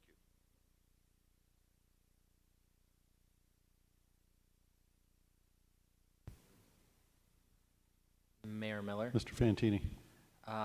If there's no other discussion, I move that the City Council authorize the mayor to execute interlocal cooperative agreement 24-291-APD-001 for the Handle with Care program. Second. Motion by Mr. Fantini, second by Mr. Young to approve the interlocal as presented. Any additional discussion? Mr. Hoagland, vote please. Ms. Moulton, Yes. Mr. McDougall, Yes. Mr. Fantini, Yes. Mr. Young, Yes. Mr. Walters, Yes. Ms. Cleland McGrath. Yes. Motion carries.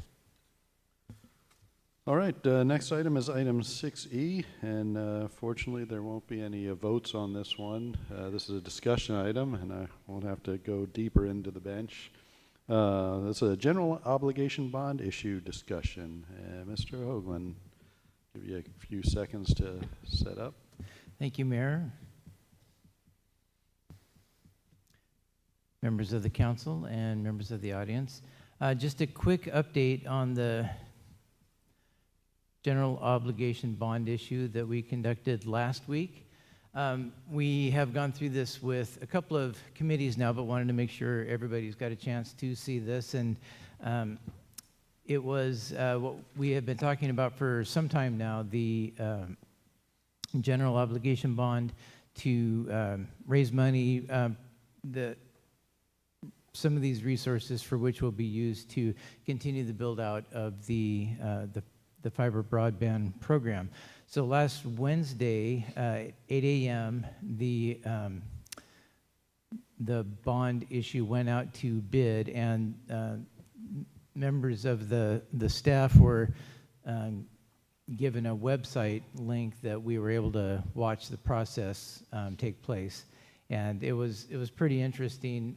You'll remember that we have that it was a 30-year bond, and the way those bonds were structured, the first 20 years were called serial bonds, which just means that each of those years for the first 20 years was an individual maturity. So if you wanted to buy if an investor wanted a 1-year bond, they could buy a 1-year bond or a 2-year bond or a 3-year, all the way up to 20 years. And then years 20 through 25 were combined into a term bond, and then 25 through 30 into another term bond. And those later years, those later term bonds was what there was the most demand for. But out of the 12.1 million in face value bonds that were sold, all but 1.7 was purchased by third party, and then the remaining unsold bonds were purchased by the underwriter, Piper Jaffray. So, see if I can explain this. I don't understand all the nuances of how this bond works, but the face value of the bonds that were sold was $12.1 million, but the proceeds the city will receive is $12.6 million. So what that is derived from is the bonds were essentially sold at a premium. So they were marketed at an interest rate that was desirable to the market, and a premium was actually paid for those bonds. So 12.1 million was required to be sold to generate the 12.6. So essentially, if we had, say, a $1,000 bond that was going to be purchased, the investor would pay, $1,100 for it. So that's where that extra cash came from. It's not extra cash. That's the amount of cash, the 12.6 that the city needed. But that's how we got there.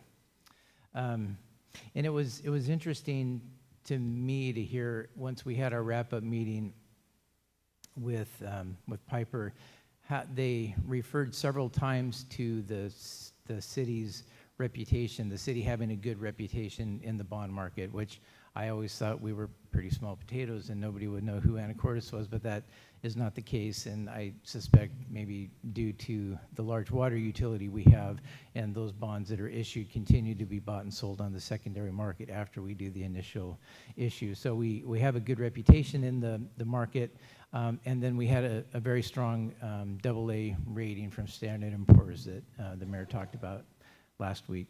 So these are the statistics from the bond issue, and you can see there's a variety of interest rates that are posted here. So essentially, our rate is essentially 4.1%, but there's these different interest rates that the finance people generated based on different things that were included or not, like underwriting fees were included on one of the rates, the cost of money in a different rate, but essentially we're looking at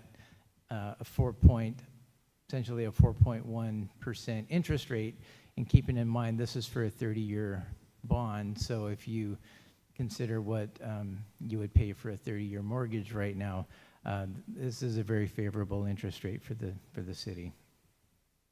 This last screenshot I took, this was a screenshot of the website that we were looking at that the underwriters shared with us, and this column right here, so each one of these sections, each one of these columns represents the maturity for that issue that was being sold for that year. And if you look closely, you can see down underneath this line here, it says 12/26, and that's December of 2026. So that's just the date that each of these maturities would be issued at.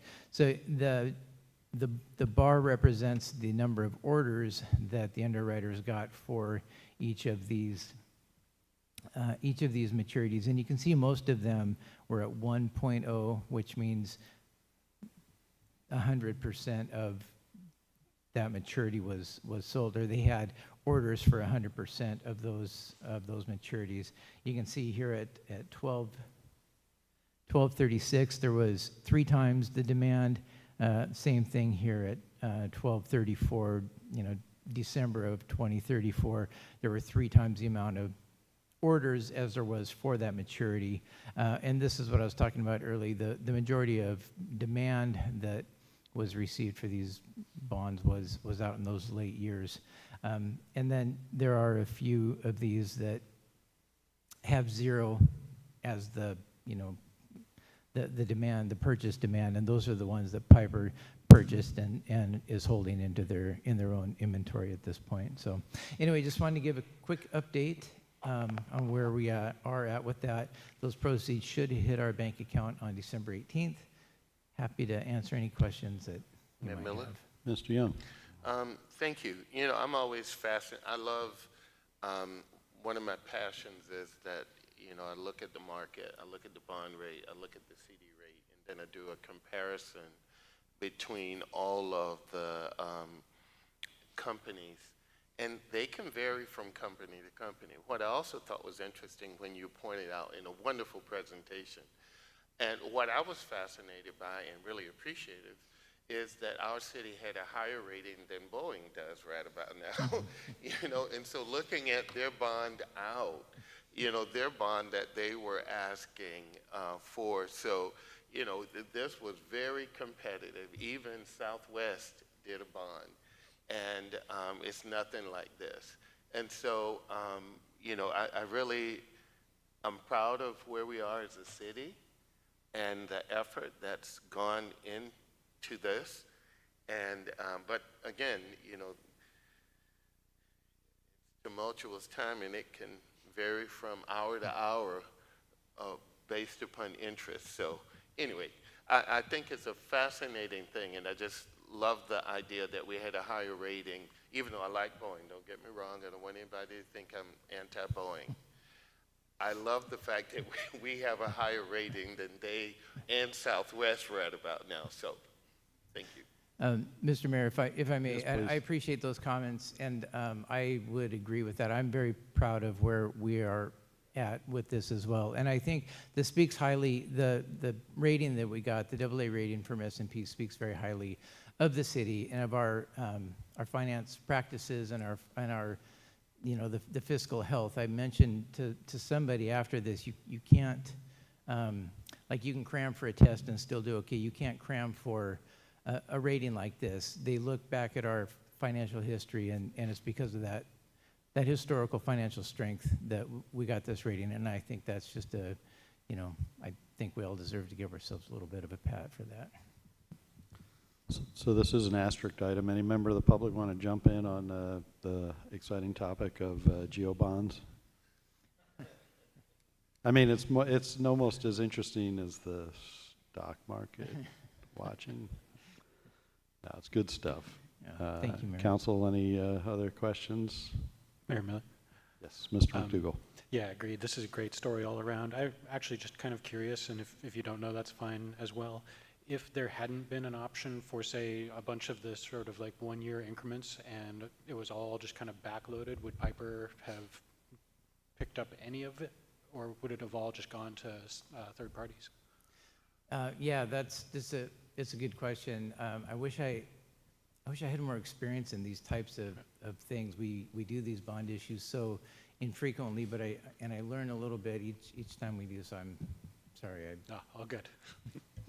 Mayor Miller, Mr. Fantini? as the newest member of council, I'd like to take full responsibility for the stability of the city over the last decade or so. No, I just wanted to congratulate you because I know this is a really big process and has been a very big undertaking, and I think that the success of the sales really speaks to, you know, you gave recommendations around the terms of the bonds, those type of things, and I just congratulate you and thank you for your guidance through that process.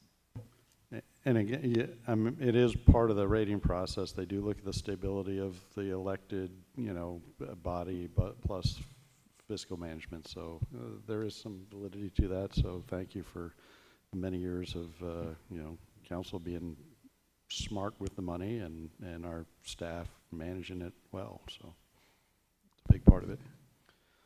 Okay, anything else on GeoBond? And we're excited about getting the money soon.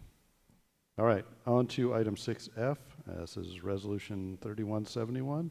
This is 2025 legislative priorities. This is a discussion item only, since Ms. Shu will be setting up her presentation, and I'll try not to say anything else stupid.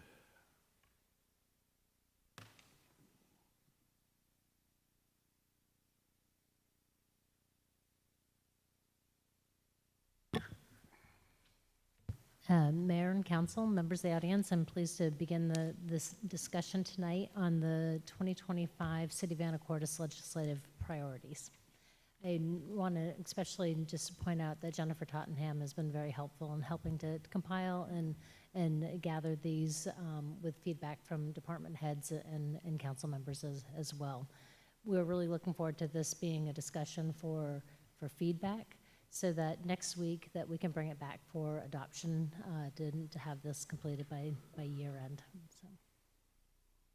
So just going back and looking about the information about the legislative session, this will be a long session. It is an odd-numbered year, and this will be the year, 2025 will be the year that the budget is developed by the state legislature. So the legislature will begin session January 13th, and at this point, it's a 105-day session, and so it's scheduled to end at this point in April 27th. I always think it's important to think about why we are doing our legislative priorities. And so one of the things that I want to point out is that cities are home to 65% of the state's residents.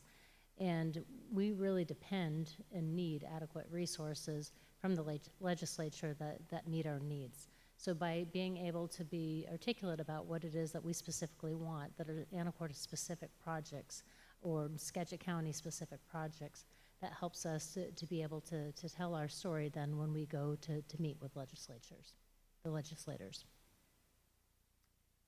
As in past years, our priorities closely align with the Association of Washington Cities legislative priorities.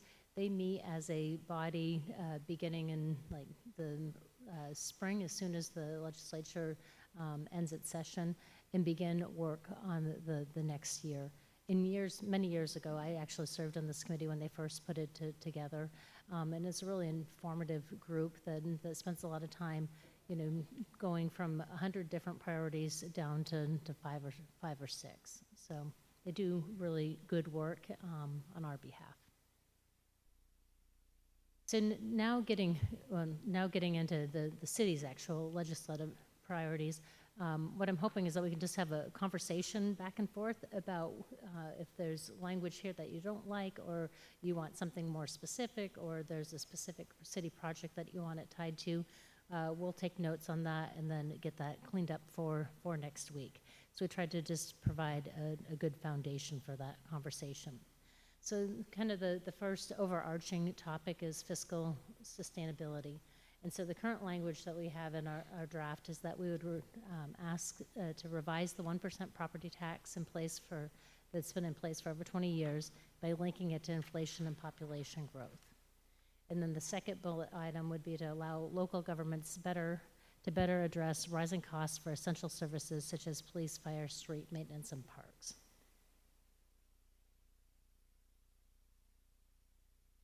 Any suggestions, feedback, or if you're okay with it, we can just quickly Yeah, so this is a good time. I think we're probably more efficient to just go ahead and work on each of these sections. So, Ms. Moulton, I think. Okay, just real quick. Thank you, Ms. Hsu. So the second bullet, allow local governments, well, everyone can read it, but are they not allowing us? I'm just wondering about that verb choice. I think the intention is that this will better allow us to. But it's referring to the point above. Yes. Gotcha. Okay. Maybe that could be just like tweaked a little bit. Because it makes it, yeah, as a separate thing, it makes it look like they're not letting us. Anyway, yeah. Maybe we can change it to enable. Well, it's more that it's like it looks like two different points, like maybe somehow combining it into one, because the structure makes it look like two things. But maybe this isn't how it looks on the final sheet. Yeah, and that's I was just about to try to read my the draft final sheet, and it's probably the more important. This is. And so maybe what I'll do is I'll just go to the last page, so you can just kind of close your eyes as we go seasick through this for a minute. Everybody close your eyes and she'll go through. No, yeah, because ultimately we're trying to get to that one sheet or two. Yeah, so this last page right now just shows a draft as it looks right now. We are going to be doing a lot more kind of clean up, make it pretty, put information. But this was just a. But to your input, Ms. Moulton, that does say on this sheet, allow local governments better address the rising costs for essential services. So yeah, probably language does need to be tweaked a bit. I know it's kind of hard to read, but. It's like, or maybe, yeah. Like there could be a comma and then say allowing local governments to, or it could be eliminated entirely, maybe. I don't know.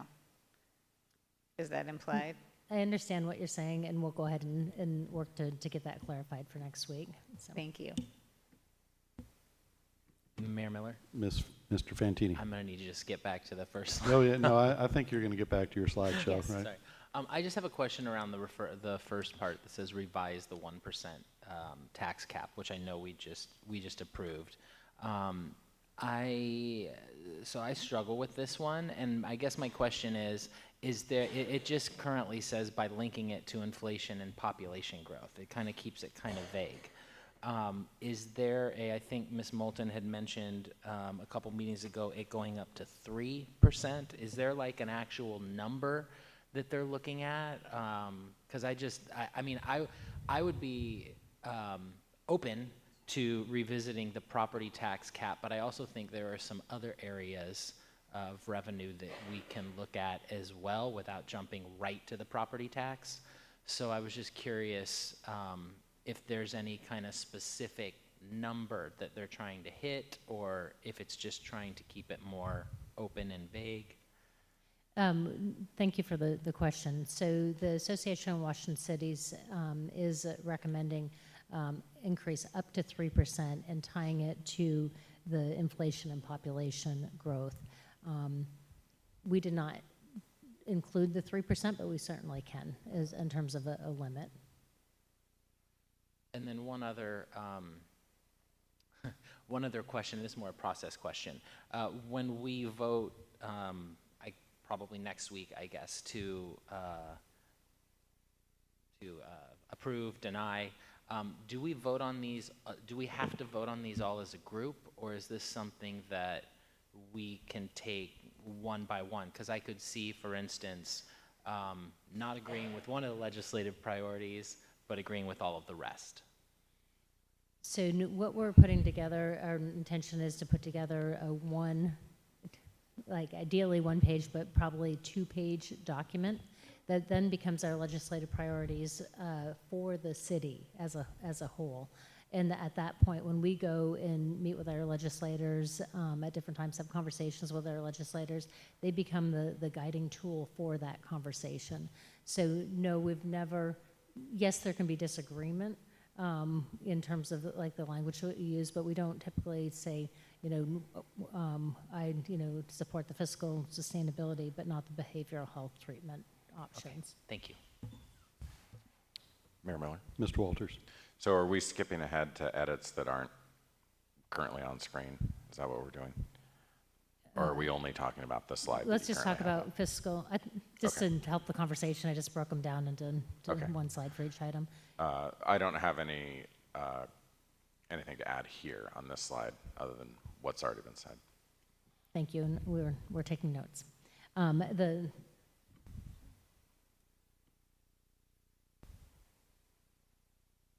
The next overarching topic is behavioral health treatment capacity. And so at this point, we have 4 different bullets that we are suggesting increasing funding. I don't have to read all of these things to you. I know that you can read them. I do want to point out that this is where we've made a specific request for support of the startup and operational costs for the Skagit Star Center. Any feedback just in terms of the verbiage topics? Mayor Miller? Mr. Young? Just quick feedback is, quite honestly, I liked it because it was broad enough to identify the very issues that we are confronting.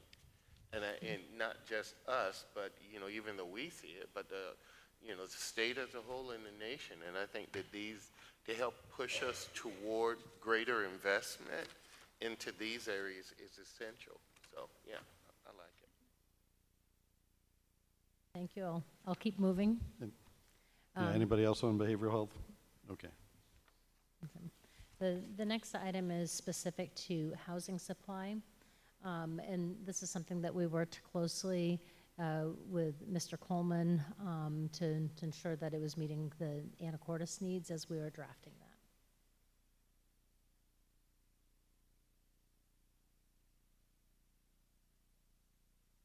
Mr. Walters.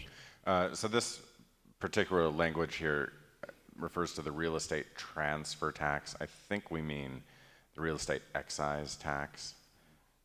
And I'll note that in an email back to Jennifer, but I'm willing to be corrected if there is something called the real estate transfer tax. I think REIT is a transfer tax, but I don't think that's the name, so. I think that you're correct. Okay. Mayor Miller? Mrs. Cleveland McGrath. I don't know if it belongs here on this slide, but with the recent spending freeze, asking for more funding from the state, I feel like is a real challenge when it comes to housing.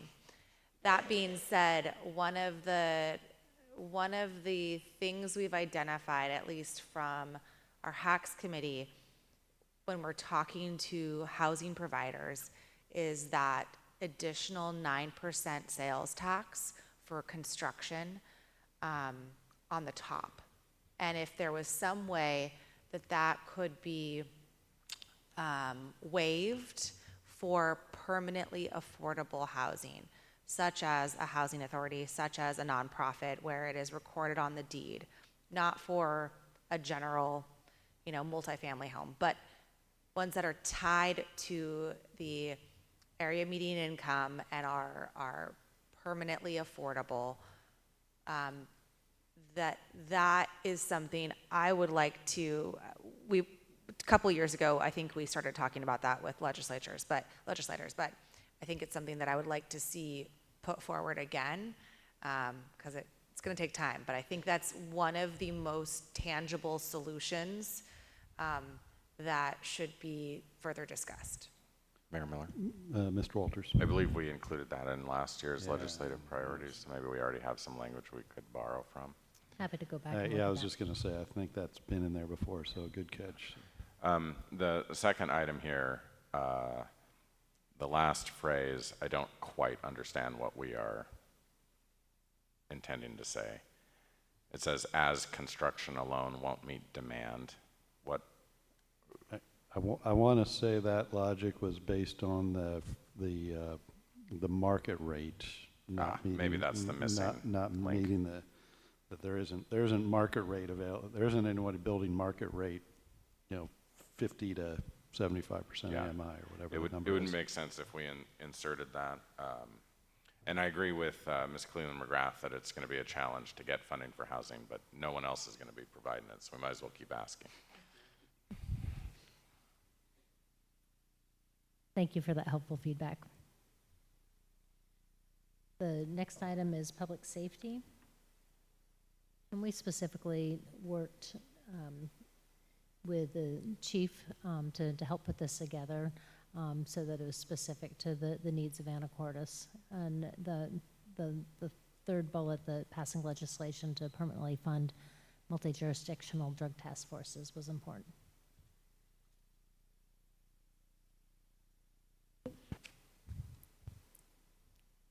No feedback, but we'll keep moving. Thank you. This one is near and dear to my heart, the Indigenous Defense caseload standards. Right now, we're still awaiting the results from the Supreme Court decision about whether or not the caseload standard reduction will go into effect or not, as it was initially presented. But right now, we're trying to just make sure that the state is aware of this. It's not something that they necessarily can control, but we're asking for them to help in the event that it is controlled, to take on some additional responsibility in terms of funding, in terms of making sure that we want there to be good case management by our public defenders, but also to address the underlying issues about workforce development and training. I mean, ultimately at this point, that if these standards went into effect, there's not a pipeline of public defenders that are even going through law school at this point that could be hired to fill all those spots. Mayor Miller? Ms. Moulton. Thank you, Ms. Shu. Is there a chance they're going to revisit these standards? They seem pretty onerous.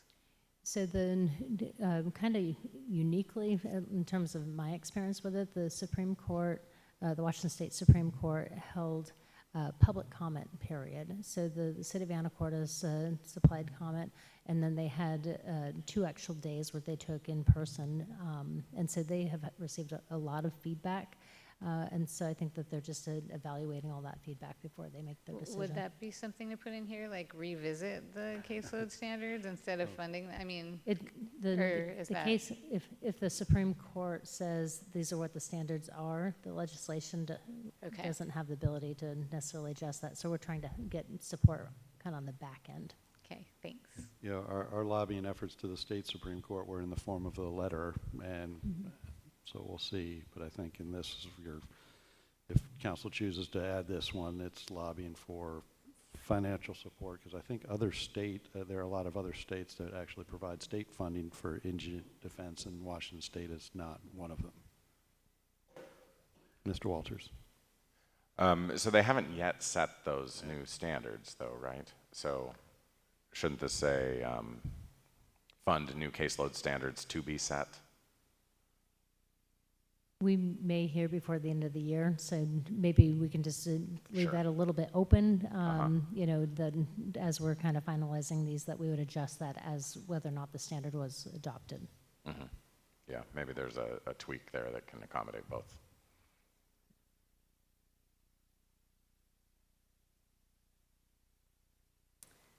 The next item is specific to infrastructure investment. And you can see there's a lot of different bullets here, but it's really an area that we're always looking for support from the legislature on. Expansion and maintenance of our aging systems. You know, every year we ask for them to keep the Public Works assistance account for those projects.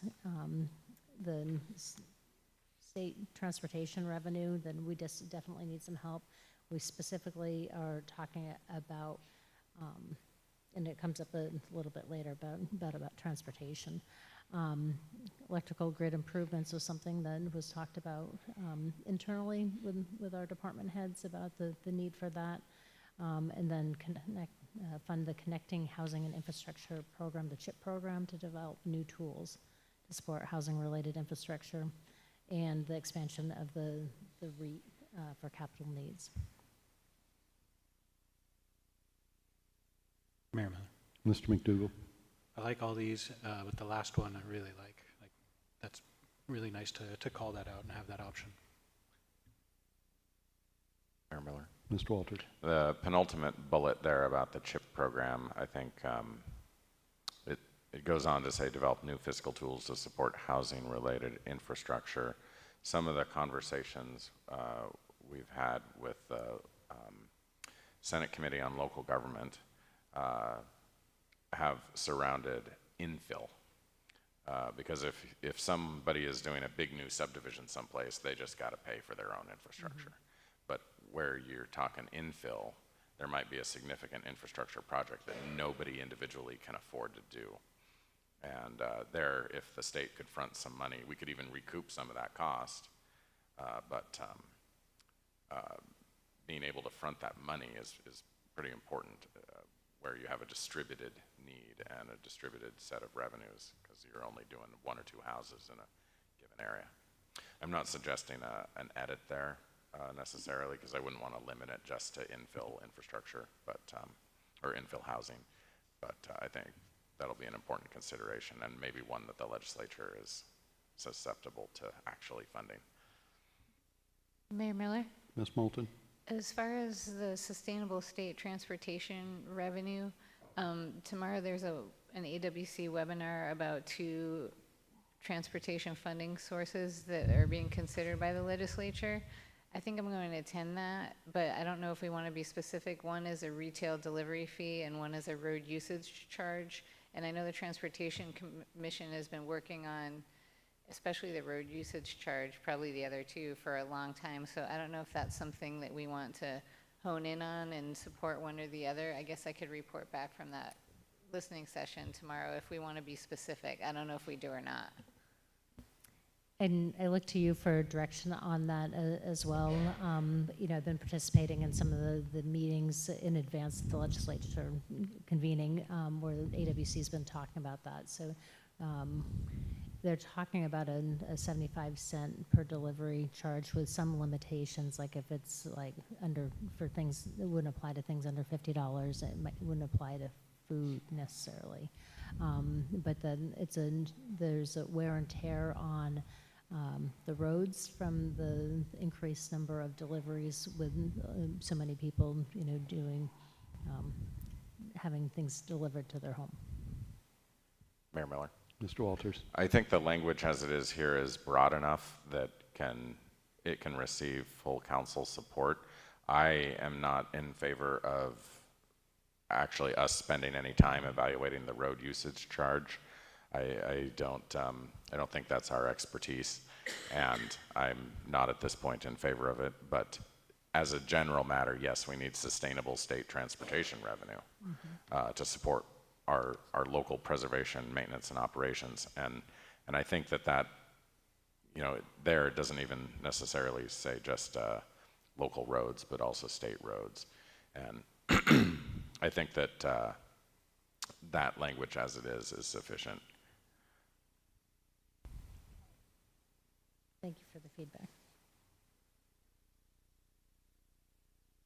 And now we're getting into things that are really, specific to Anacortes. So we intend to have a bullet specifically about State Highway 20, Commercial Avenue, and the improving that state highway for the 23 blocks of South Commercial. Mayor Miller. Mr. Walters. So this one, I think we could reword just a little bit to make stronger. Rather than say improve, because that implies like maybe its current state is good enough, maybe we could say just very bluntly repave or repair or fund the repaving of. We could also say, it's Highway 20 spur and it's the 23 blocks of Highway 20 that are our main commercial core. So just a couple of wording tweaks there. I think the word improve should come out because that implies something beyond what we're trying to do, which is just preserve it, I think. So just send checks should be the message so that we don't have to spend our own money doing it. We could be more direct in that. Fund the repair of. And maybe it should be I'm sure that staff and the mayor will be making this pitch as well as all of us should whenever we have the opportunity, but maybe putting the round dollar figure in there because we're not talking $60 million. Yeah, we've been asking that $56 million for so long. It might be a good idea to put that number in there. And specifically, I know staff wanted to have this in here, like for the Sandy Williams grant, I think, because I know we have some support from some of our legislative delegations. So if we can somehow emphasize that, I'm not sure it's appropriate to call that grant out particularly, but I think that's good language. Yes. And it might be useful to say something like the repaving will come along with bike lanes and that kind of stuff because those are required anyway. But just strengthening the language is my objective there, to just be very direct about it's their responsibility, and it would be really nice if they would step up to fund it. Chip in because we're chipping in as well. Yeah. Mayor Miller. Ms. Quinlan McGrath. Yeah, to me, the term is deferred maintenance versus doing some kind of improvement. It's really that it has been a long time and it has been deferred extensively. And that picture is perfect. If you can somehow use that in the handout, I think that's very helpful. But having that dollar amount and kind of a term such as deferred maintenance, I think is more valuable and powerful than, because I see the improve state highway and I think, oh, we're back on that packet of South Commercial, and that's not what we're trying to do at this point. I'm hoping to convey the message that council has stepped up 2025 and says, hey, we're going to put in a lot of our, our designation. So I don't know how to word that, but that's the wording that I would like to convey to the legislature that, we've committed city dollars to this Washington State highway. Mayor Miller? Ms. Moulton. Maybe something like bolster city investment in, or something, or support, or not a support. That means nothing, but you know what I mean. Mayor Miller. Mr. Walters. To me, what is compelling is the fact that the cost of that repaving program is going on 2 full years of the entire city's repaving program. Like, that's what we would be committing if we were to fund it ourselves. And I hope that that would make an impression on the legislature, because it is their road. But that's the scale. I mean, it's not insurmountable for the state, and it's not insurmountable for us either, but it's a heavy lift for us. And other streets in Anacortes that are not the responsibility of the state will have to be sacrificed for a couple of years in order to make this happen. So I know that doesn't propose specific language, but it starts to get at the magnitude, maybe of the problem. Mr. Young. I totally agree with, the other council members, working on the language and everything else.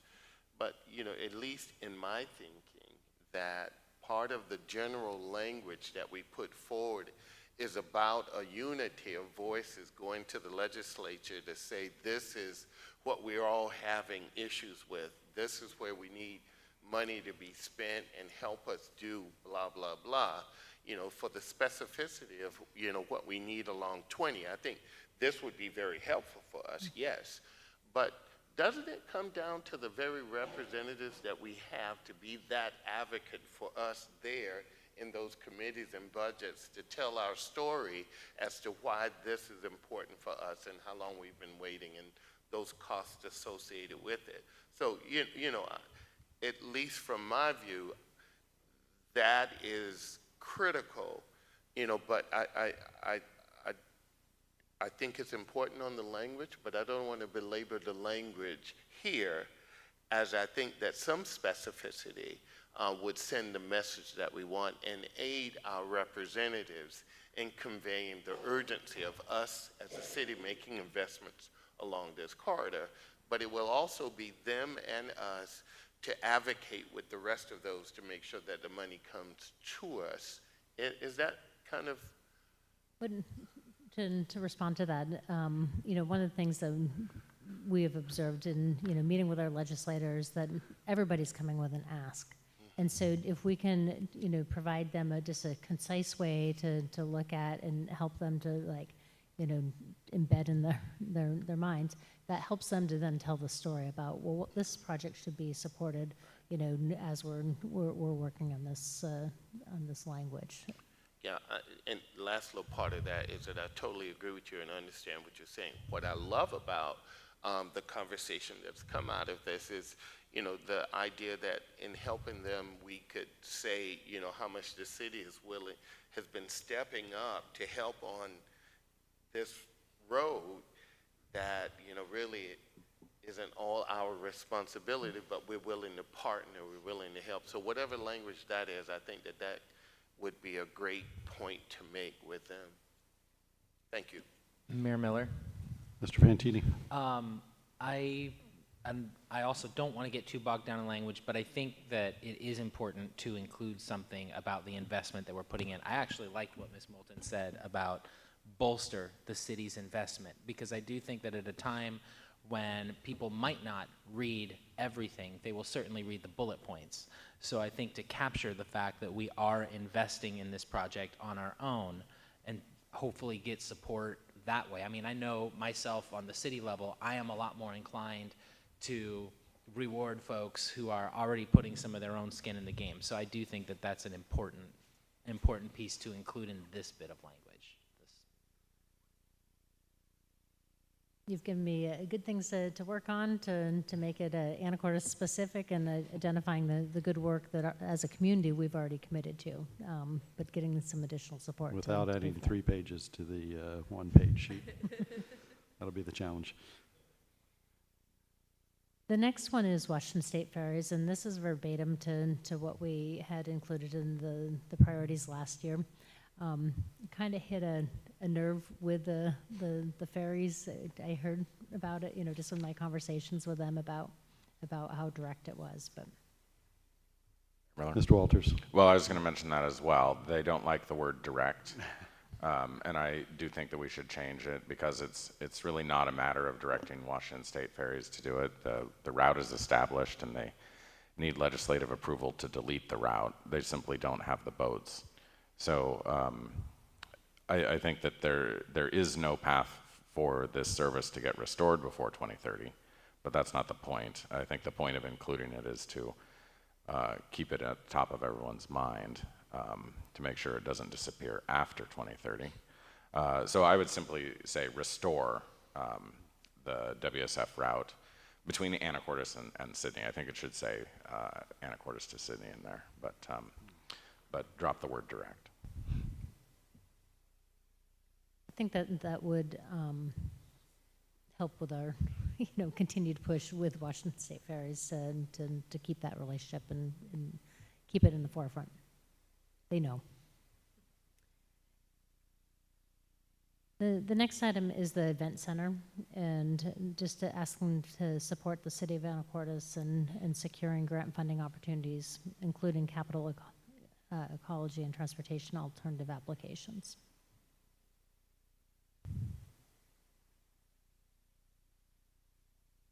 Look okay? All right. I will keep going. Parks and Recreation. And this is the final request, but 3 different things that we've worked with Mr. Lunsford to pull these together, specific things that will help them. And I know that they work closely with their advocates as well. Mayor Miller? Mr. Fantini? Just kind of a question. I don't know what the Aquatic Lands Enhancement Account is. It says support full funding of Aquatic Lands Enhancement Account. What is that? What does that do? I don't know exactly either. But Sorry, certainly, I can get into more detail, but I would assume that it would be things that would help us with like items like the ship trail and Guaymas It Channel sounds Trail. like something that we would want to support. I'm just curious for a little more of what it is. Mayor Miller? Ms. Moulton? I'm guessing it's stuff like maybe our Heart Lake Improvement Plan, things like that, having funding available for things like that. Well, I think what it's referring to a state account, much like the Infrastructure Trust Fund, or there's Public Works. Public Works Trust Fund. Thank you. That it's a parks-related fund that the state has. That's my guess, but we can confirm that. I'm certainly happy to confirm that the legislators certainly know what it is too. So we would be more skilled in being able to talk to what it actually is. So. Mayor Miller? Ms. Swetnam? Oh, Just wanted to add that it's for projects to enhance navigable waters, which there you go. includes creeks, lakes, ocean. So it is a state fund, but it's very specific to a certain. Thank you. Mayor Miller? Mr. Walters? It is my favorite enhancement account. I tend to think that each of these here would be more valuable and more persuasive if they did connect back to Anacortes. Like what do we got going on that would benefit from this fund or that fund? Even for our own legislative delegation, they may not know, and so it would be, I think, helpful to highlight those things. We'll do that. So I think that was to connect it back to Anacortes specifically. So this is the draft as of now. It will look very much cleaned up. I'm assuming that we'll take the Anacortes specific projects, highlight those first, and then go to the more overarching things that we're always asking for support on. So appreciate the feedback tonight. Mr. Walters? If we're ordering them, I would put that Commercial Avenue project at the very top, because a significant amount of general revenue would need to go into that otherwise. It's very much an Anacortes thing. It's something that is very much within the legislature's control, and they don't even have to fund all of it. Just a substantial portion of it would be great. So I mean, by far, I would put that one at the top. Seems like the easiest lift, maybe, of almost all of these on this sheet, other than supporting the Skagit Star Center. Mayor Miller? Mr. McDougall? Could we quickly pop back to the property tax one? And Mr. Fantini's question is well taken. I think it's maybe in the context of we have a significant population here in town that are fixed income and have lived in their properties for a long time.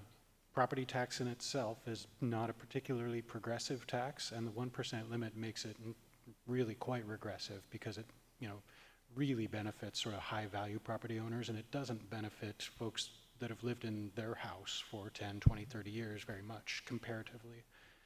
Maybe include a clause where consider discounts or the ability to apply for a discounted rate for on demonstration of low or fixed income. And it's a bit in the weeds, but an option to make it look more palatable to basically a large portion of our local population. I think that there may be something like that already in place. There is. I was going to look to our finance director, but Mr. Hagan is not here either. But there's a senior discount. Mayor Miller? Mr. Walters. There is that discount, and it was recently expanded significantly. So for senior, low-income, disabled, you can get a pretty significant discount. I mean, there are quite a few property tax discount programs, open space programs, farm income programs. I just think that those don't apply to everybody, so they're not helpful to everybody, including some people that may still really need it. But it is much bigger than it has been.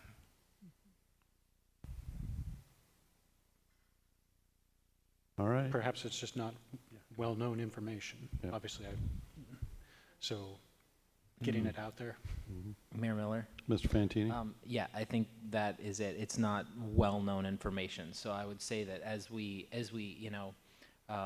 anytime that we talk about property tax, I know I certainly get a lot of emails. I'm sure all of us get several, and it would be good to have that information available. So, I mean, I know that's not something we would necessarily include in the the legislative priorities, but I think it would be good information for us to have to be able to pass along to our constituents.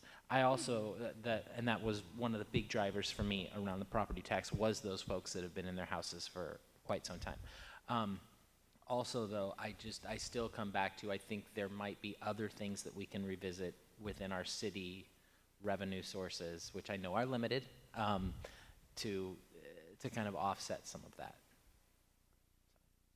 But to the education point, that was part of when the staff was going out to the public on the levy lift lid. That was an opportunity to educate folks on the programs that were for property tax discounts. However, those have now changed, so another opportunity to continue that education. I'm trying to remember when I received my property tax information that there may be a link on the assessment. Mr. Walters. I have been in touch with the assessor and suggested that he generate a single page on his website to talk about these, because he's got the application form and some other materials, but I get the sense people would really like to read about it before they fill out the application and then find out they don't qualify. And I haven't heard back from him that he's set up such a page, although I saw the county is going to be redoing their entire website. But we can follow up, because that would be very helpful, I think, to be able to summarize eligibility for that program in one spot without just going through the forms. And also now, if you enroll in that property tax reduction program through the county, you are automatically enrolled in our utility bill discount program locally. So there's a double benefit there. Mayor Miller? Ms. Moulton. Danny Hagan, the assessor, came once and spoke to council and the public, and he's really good at it, and I think it would be great to invite him back. Got it. All right. I think you got some good notes. Very, very helpful. One thing that would just be helpful to me is about the property tax. Don't need a vote on this, but if there's a general sense, because I'm hearing a couple folks, and I just want to make sure like we're kind of headed in the right direction with having language and including revising that. Okay, I'm seeing some head nods. Yep. All right. All right, well, that was it for tonight's agenda and nothing before the council. I will adjourn tonight's meeting. Thank you.